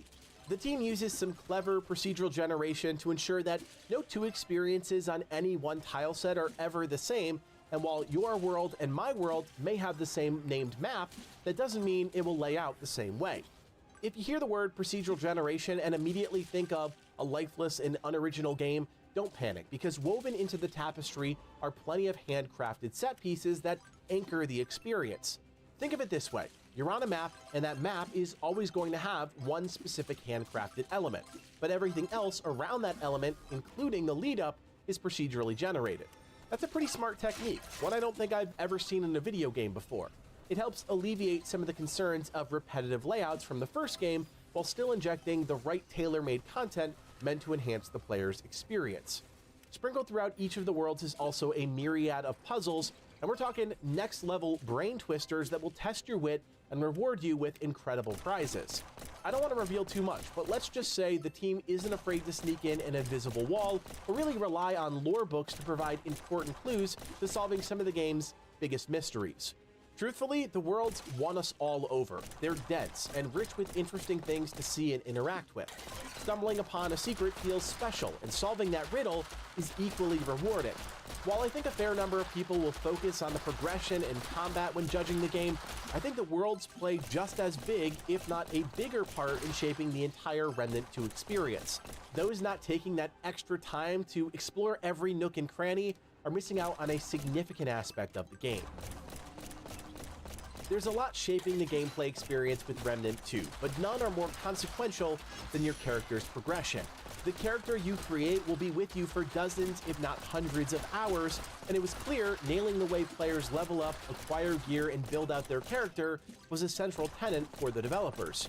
The progression is mostly tied to items, and the team has expanded what a character can equip to include a long gun, a handgun, a melee weapon, 4 pieces of armor, 4 rings, a necklace, and a relic. Most weapons can slot one or both of the following. A mutator, which adds a significant effect to your weapon. Think of them as customizable and upgradable set bonuses, often changing your gameplay experience with that weapon. To unlock mutator, players will have to defeat powerful aberrations, which are special elites, placed strategically on certain maps. They're no joke, but their rewards provide insanely powerful bonuses to your gear, and to sweeten the deal, they can even be upgraded to increase their potency. You can also slot mod powers, which are essentially abilities tied specifically to the gun it's equipped on. This is where Gunfire's creativity really takes over, because some of the things you can do with these mods is really wild. I don't want to show off too many of them in this review because they're fun to discover on your own. Just know that they're a powerful X factor when it comes to building out your character. It's also worth pointing out that some mods can't be removed from specific weapons because of their unique interaction. We actually talk about the crazy amount of build potential Remnant 2 presents in another video, so I won't dive into the nuts and bolts of why it's so impressive, but after 150 hours with the game, I'm happy to report, yeah, it's just as interesting as we had hoped. Your starting archetype will dictate your armor and starting weapons, but soon, and I mean very soon after playing, your bags will be filled with all sorts of items to test out. Rings and amulets can often be found just by exploring each tile set. Sometimes they're slightly out of sight, which is why using the newly introduced map system is so important, because it clearly shows where you've been and where you still have left to discover. With 5 pieces of jewelry to take advantage of, this is where a bulk of your buffs will come from. There are plenty of straightforward pieces of gear that increase something like your experience gained, or even overall damage, but there are also items that buff your character in unexpected ways. The name of the game is exploration and experimentation, and you'll find that to be a core theme throughout. Some items, though, are just a bit more special. Every time you kill a boss in Remnant 2, you're rewarded with a crafting item. If you take that item back to Ward 13, you can use it to create a unique item, either a weapon or a mod power, depending on the boss item you pick up. Every boss rewards something different, but the resulting item is usually tied somehow to an aspect of that boss, such as a mod power that replicates a boss's signature ability. World bosses also have multiple ways to kill them, and as such, have different rewards based on how you dispatch them. It was the same way in Remnant 1, and continues to be a really compelling carrot on a stick. You never know what you're going to get, so that brief period of mystery between defeating a boss and turning in an item creates just enough time for anticipation to reach critical mass. The rewards aren't cookie cutter either. The team made a reputation for themselves in Remnant 1, creating some really unique weapons, and they managed to hit that mark once again.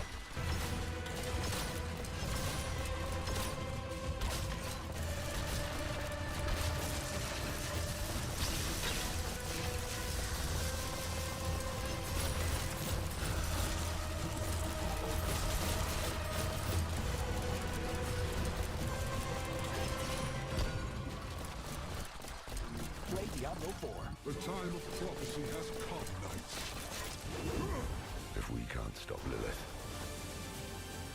we'll all be damned. Gearing also includes all-important relics, which have undergone a transformation of their own.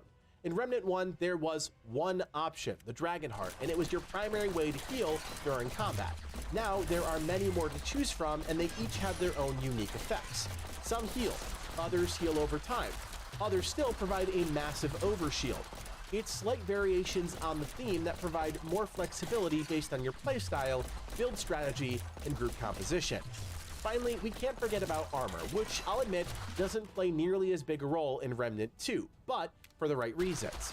Defense and resistances, that's all they bring to the table, but both are important aspects of your character's loadout. Depending on the armor you wear, you'll also have to deal with any adverse effects of its weight.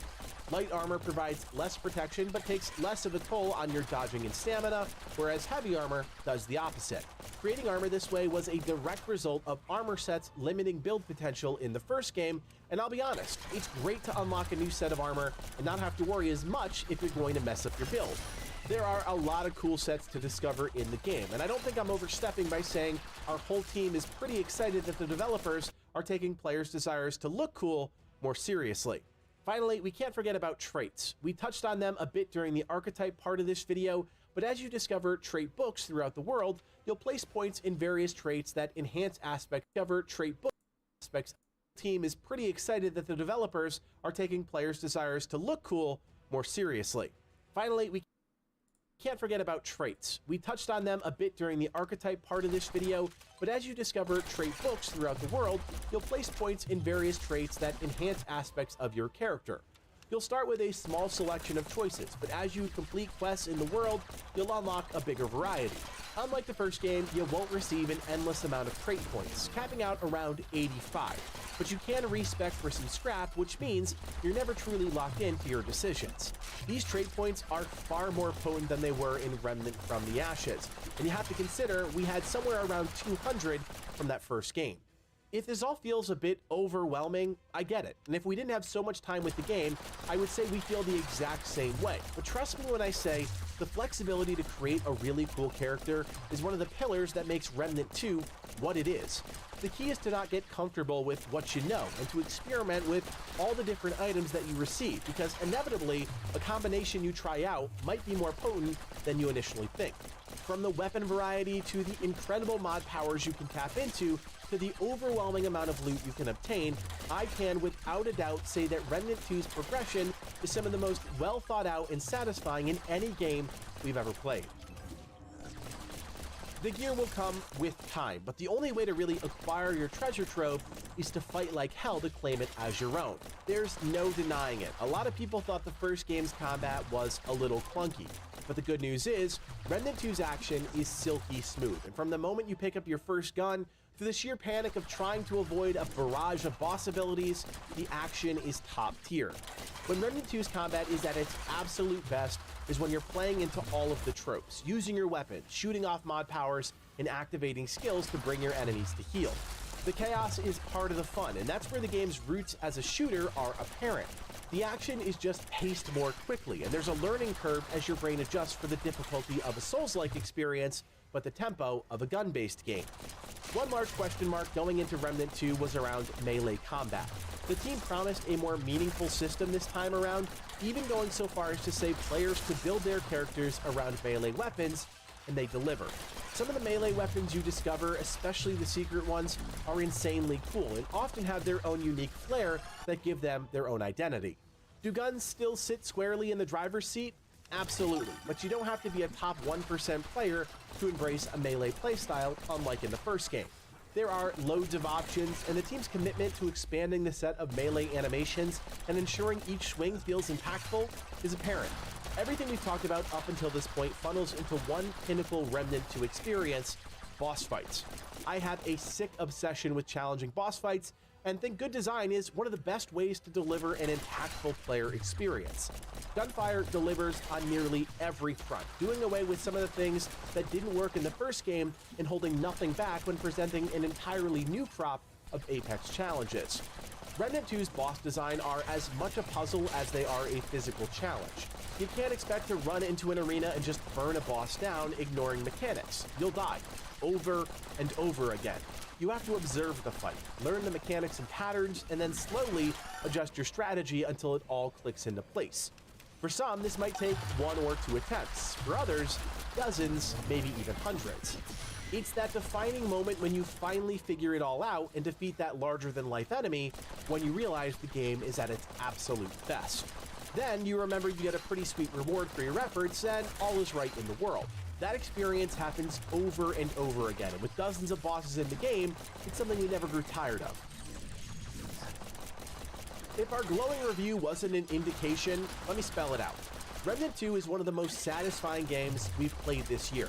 Heck, it's one of the most satisfying games we've played in a seriously long time. The developers pulled out every stop to listen to their community and make a sequel that is bigger and better in every single way. If it hooks you, and I bet it will, you'll be addicted. The moments you're not playing the game, you'll wish you were. And when you close your eyes, the only thing you'll think about is when you can log back in and play again. If I had to knock the game for anything, it would be the lack of crossplay on day one. It's something everyone's been asking about, and the developers, understandably, have been quiet on. The first game eventually had some form of crossplay, but it was never a truly seamless experience across all platforms. Fingers crossed they can figure it out somewhere down the line, because it would be the perfect cherry on top of a nearly perfect game. If you don't believe me or think I'm some paid shill, that's fine. But our goal has always been to let you know when great games are released, and if you miss out on Remnant 2, you're missing out on an ace. If you needed just a little more of a reason to consider purchasing, the game is only $50, with an Ultimate Edition only costing $20 more that gives you access to all 3 future DLCs, which is so much less than those AAA flops you convinced yourself were cutting edge. You're getting a game that is actually amazing, with potentially hundreds of hours of content that will keep you hooked from beginning to end. Friends, I don't know what else there is to say. You wanted our brutally honest review, you got it. Could we nitpick some microscopic issues like the early cost of respecking? Sure, but when you're having the time of your life playing a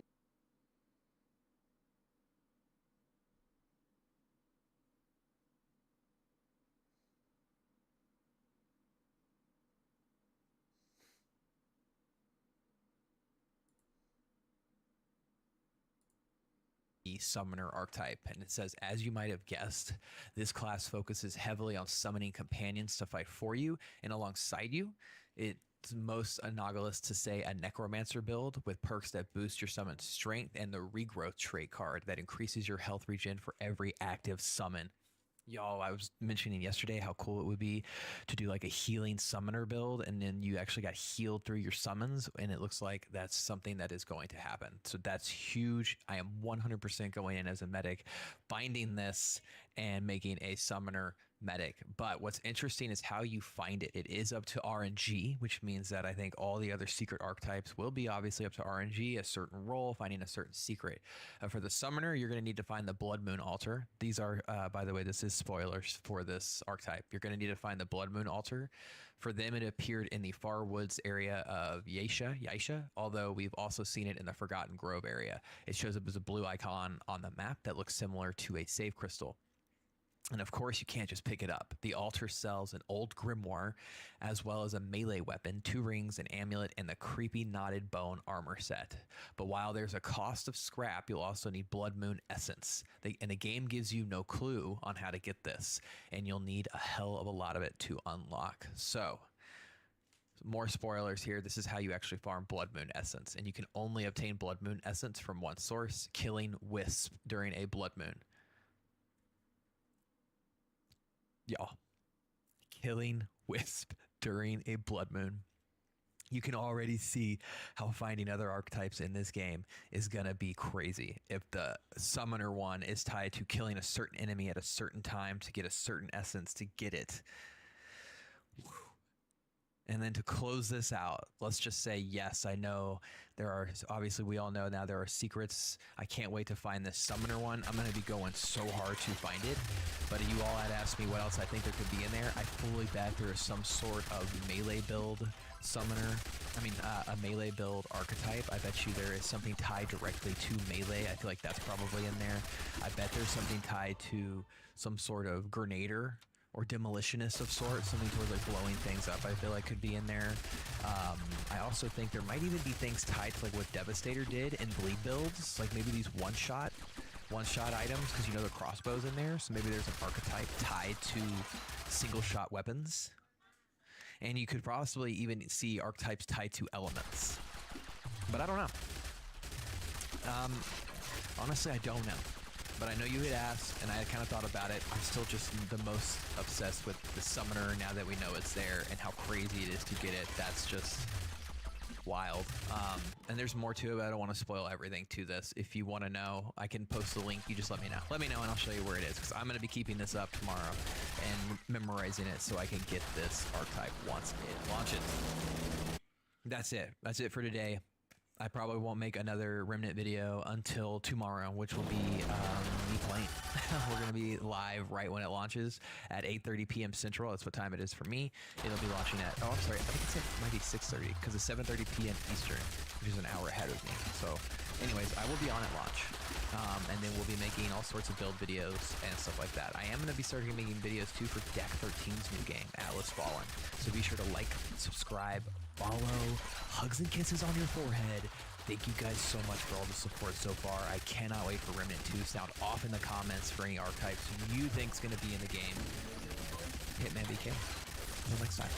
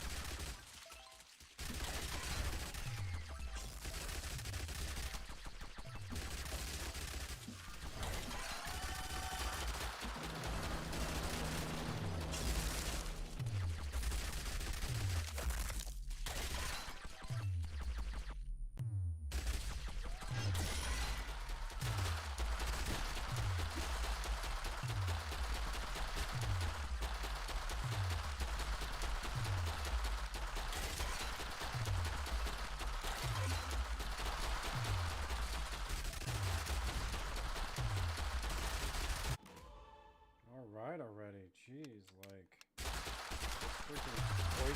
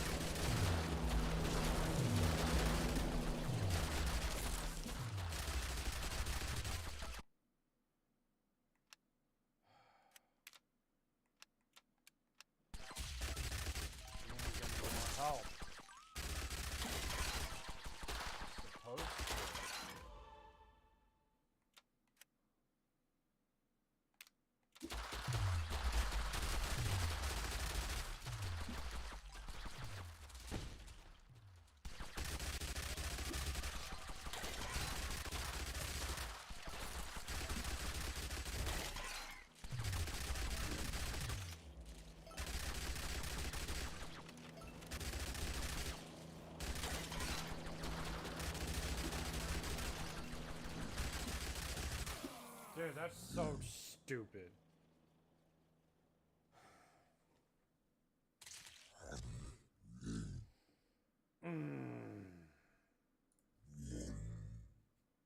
A lot of damage there.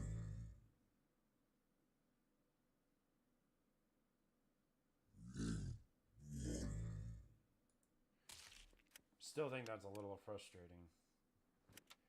All because it didn't give me health when I clicked on it.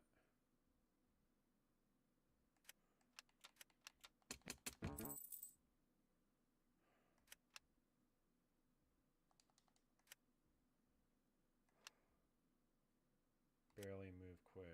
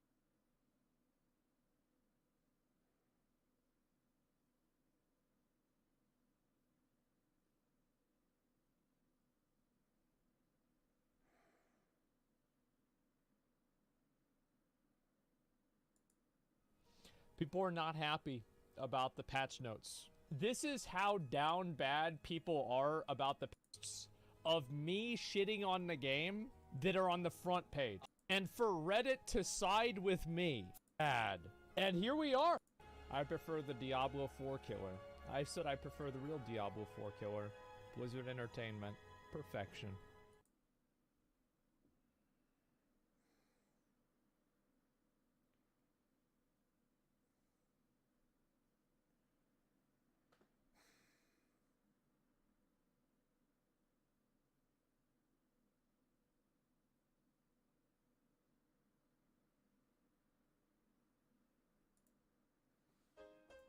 Switch to Verizon Home Internet. Plans start at just $25 a month.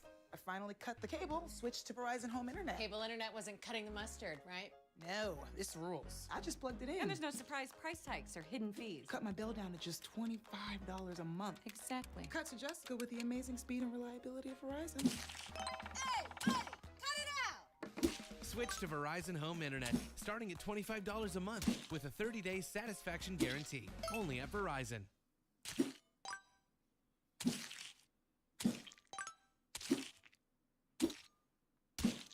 I didn't realize how many options and variety were a part of the S-Gel family. It's lightweight, it's bold, it doesn't smear, with amazing no-bleed technology and a super sleek design. My name is Morgan Devon, and my pen is Sharpie S-Gel. Hey, and we're back with another episode of Before You Buy, that show where we give you some straight-up gameplay and our first impressions of the latest games releasing. As usual, it's me, Jake, and today we're talking about Remnant 2. This is the follow-up to Remnant from the Ashes that released in 2019. It was a game where we'll admit we didn't get to spend enough time with, but the PC crowd really seemed to love it. So now with the sequel, the formula continues, although this time everything is bigger and badder.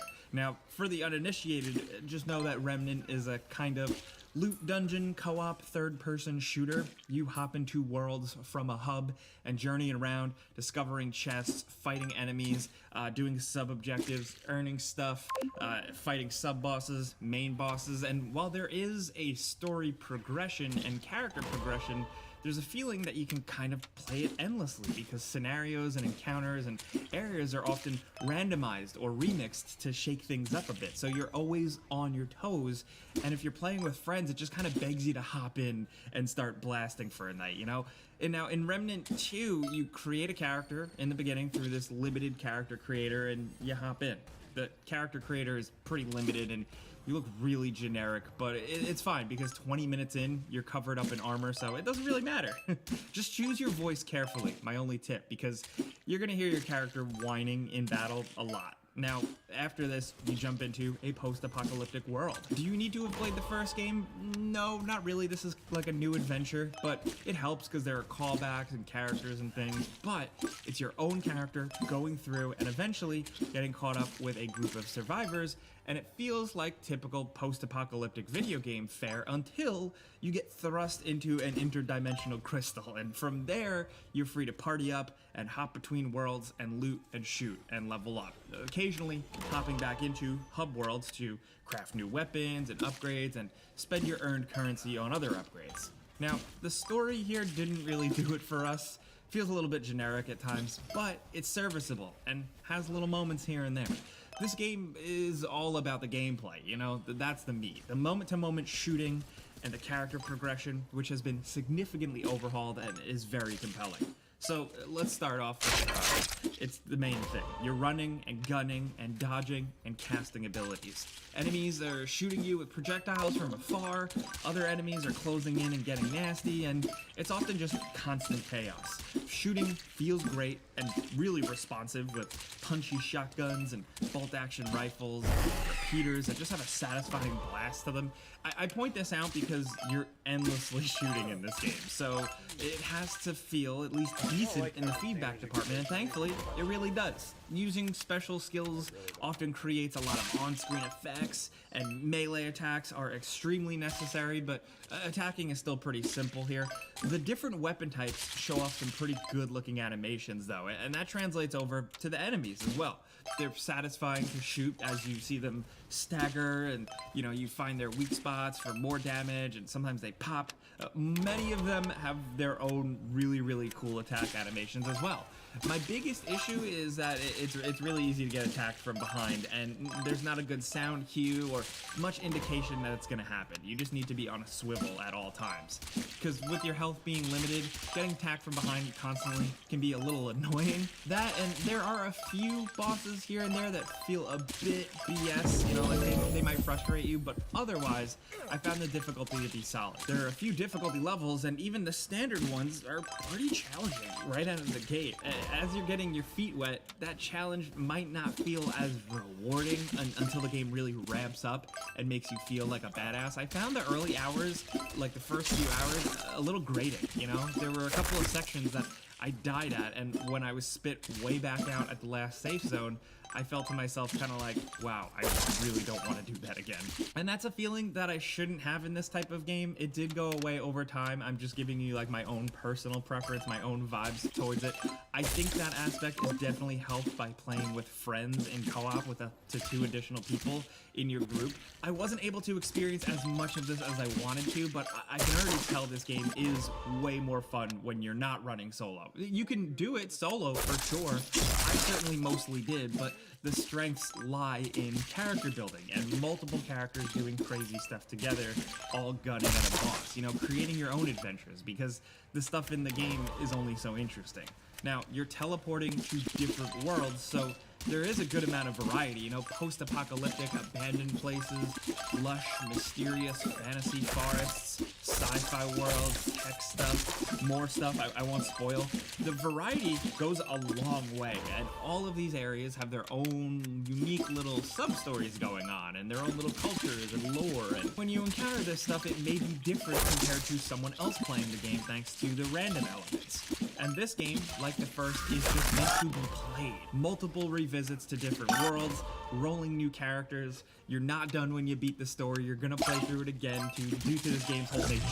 And I know I said some enemies and bosses are BS, but on the flip side, some of them are downright awesome. There's some really good boss battles here that I really liked. I just had a... How tough is the Groove Wallet? It's good.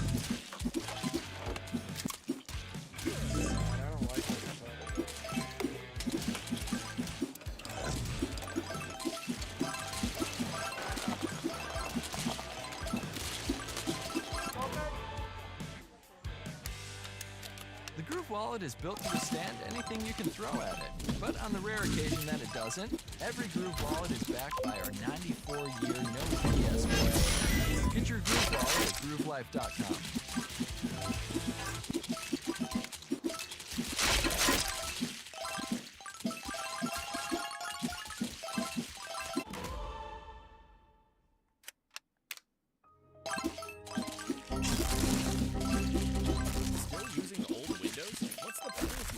For this cheap, or even this cheap.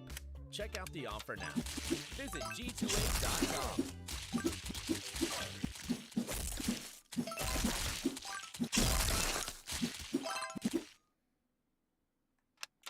Good time fighting. They felt like regular, straight up, good old fashioned boss battles with a couple of phases and that's it, you know? And I actually found myself getting excited to stumble upon them again somewhere while rolling a new character later on, knowing all the tricks. But with the RPG stuff, they really doubled down on it all, and it does make it seem worth it here. So the new name of the game here really is the overhauled archetype. So you pick one, like say the Challenger, the Heavy Base, the Medic, you know, stuff like that.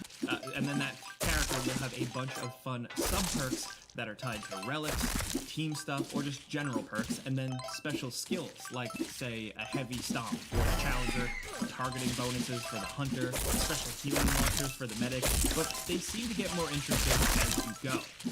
You level up these specific archetypes with their own progression, and you earn new perks, and eventually can take advantage of almost like two archetypes at once, creating a type of hybrid playstyle character that you want.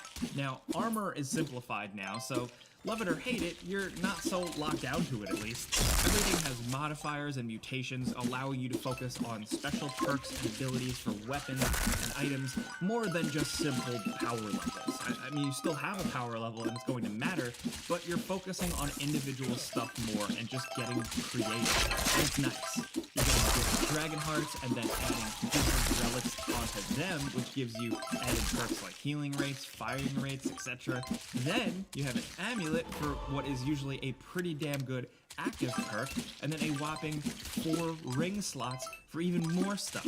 So between that and the archetype perks and everything else I just mentioned, you're just like this perk stacked monster. And it's really fun to micromanage them because a lot of them actually seem meaningful, not just some hamster wheel throwaway RPG numbers going up by 1. Like, I can't emphasize this enough, like, you can become a really crazy powerhouse. We're showing early gameplay footage here, so you can't really get too good of a sense of it, but like, you can have some pretty wild characters and a lot of stuff going on at once the more hours you put into it. And then of course, like, as you level up, you also unlock trait points that you can dump into stuff like health, endurance, cooldowns, and progressively more things as you progress your archetypes. You can also respec these points if you want. There's a pretty good level of experimentation to it all. That's good that there's some freedom there, because in the early hours, trying stuff like different weapons isn't as easy as it could be because it's expensive from vendors. So there's a lot, and I feel like we've only just scratched the surface with this game. Like, with expanded, combinable, build-upable archetypes and the game's random nature, and presumably updates and more content to come, if we can assume it's like the first game, this game could become something completely different a year from now. But the base here is good. I'm curious to see what like the hardcore Remnant fans think. Like, there are people who played that first one for hundreds of hours, so some of them might have different insight than me, but like I said, the base game seems good. Like, it's not unfinished or selling you half a game or anything like that. It's solid. This feels like a true Remnant sequel that I think fans may take some issues with here and there, but ultimately really enjoy. I can't wait to see where it goes, again, as kind of like a solo lone wolf player playing before release. I am curious to see how the community takes to it, what they think of it. I could be off, but in our experience with it, with us running through it on 2 PCs, we haven't seen any red flags or anything like that. But hey, that's a before you buy. You probably know how this works by now. I give you some pros, some cons, and some personal opinions, and now I want to hear yours down in the comments. What do you think about the first Remnant, From the Ashes? Did you play it? What do you think about the sequel? Are you going to play it on PC or console? Let's talk about any of this stuff down in the comments. We'd love to hear from you guys, but if this video helped you at all, maybe just showed you some gameplay or informed your purchasing decision, clicking the like button is all you gotta do. It legitimately helps us, so thank you. But as always, thanks for watching, and we'll see you guys next time.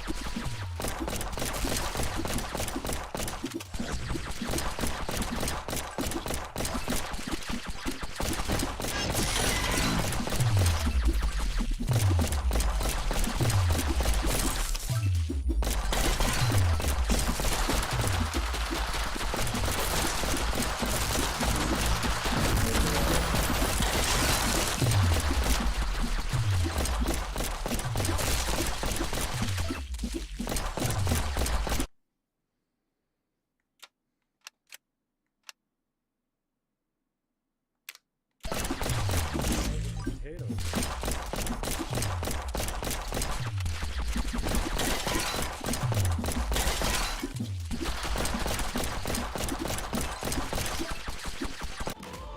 Maybe an extra life.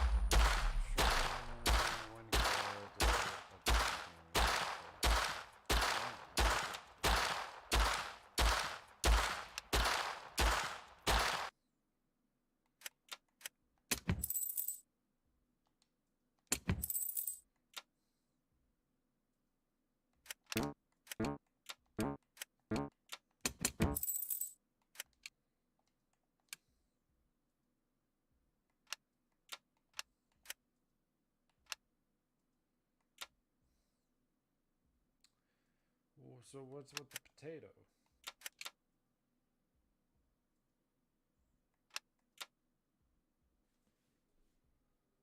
Oh, here we go. Boxing gloves.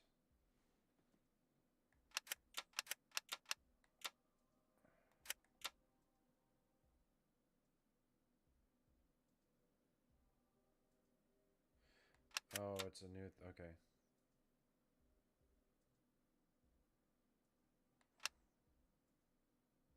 I get it now. So, okay. What's the potato do?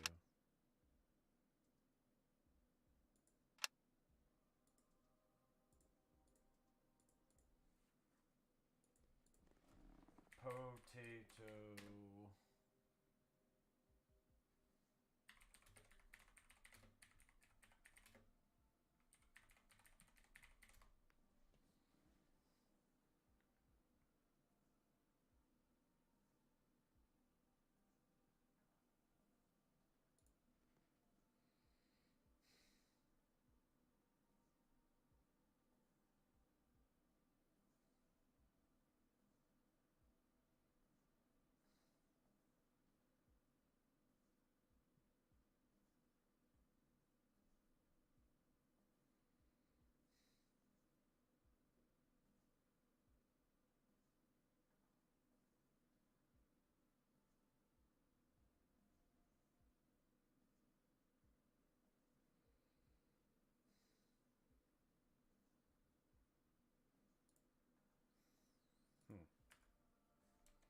Now I need to go to Steam. I want to see.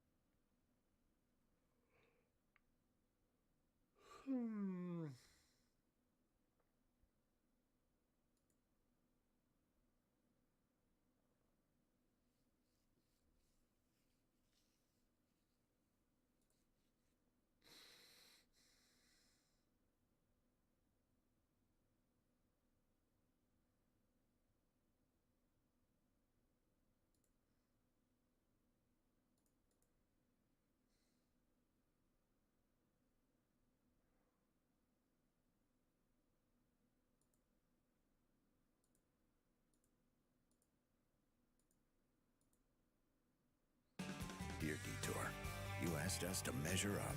So yeah, we did. When life slings you mud, sling it right back. Stay strong. Toyota Trucks. Toyota. Let's go places.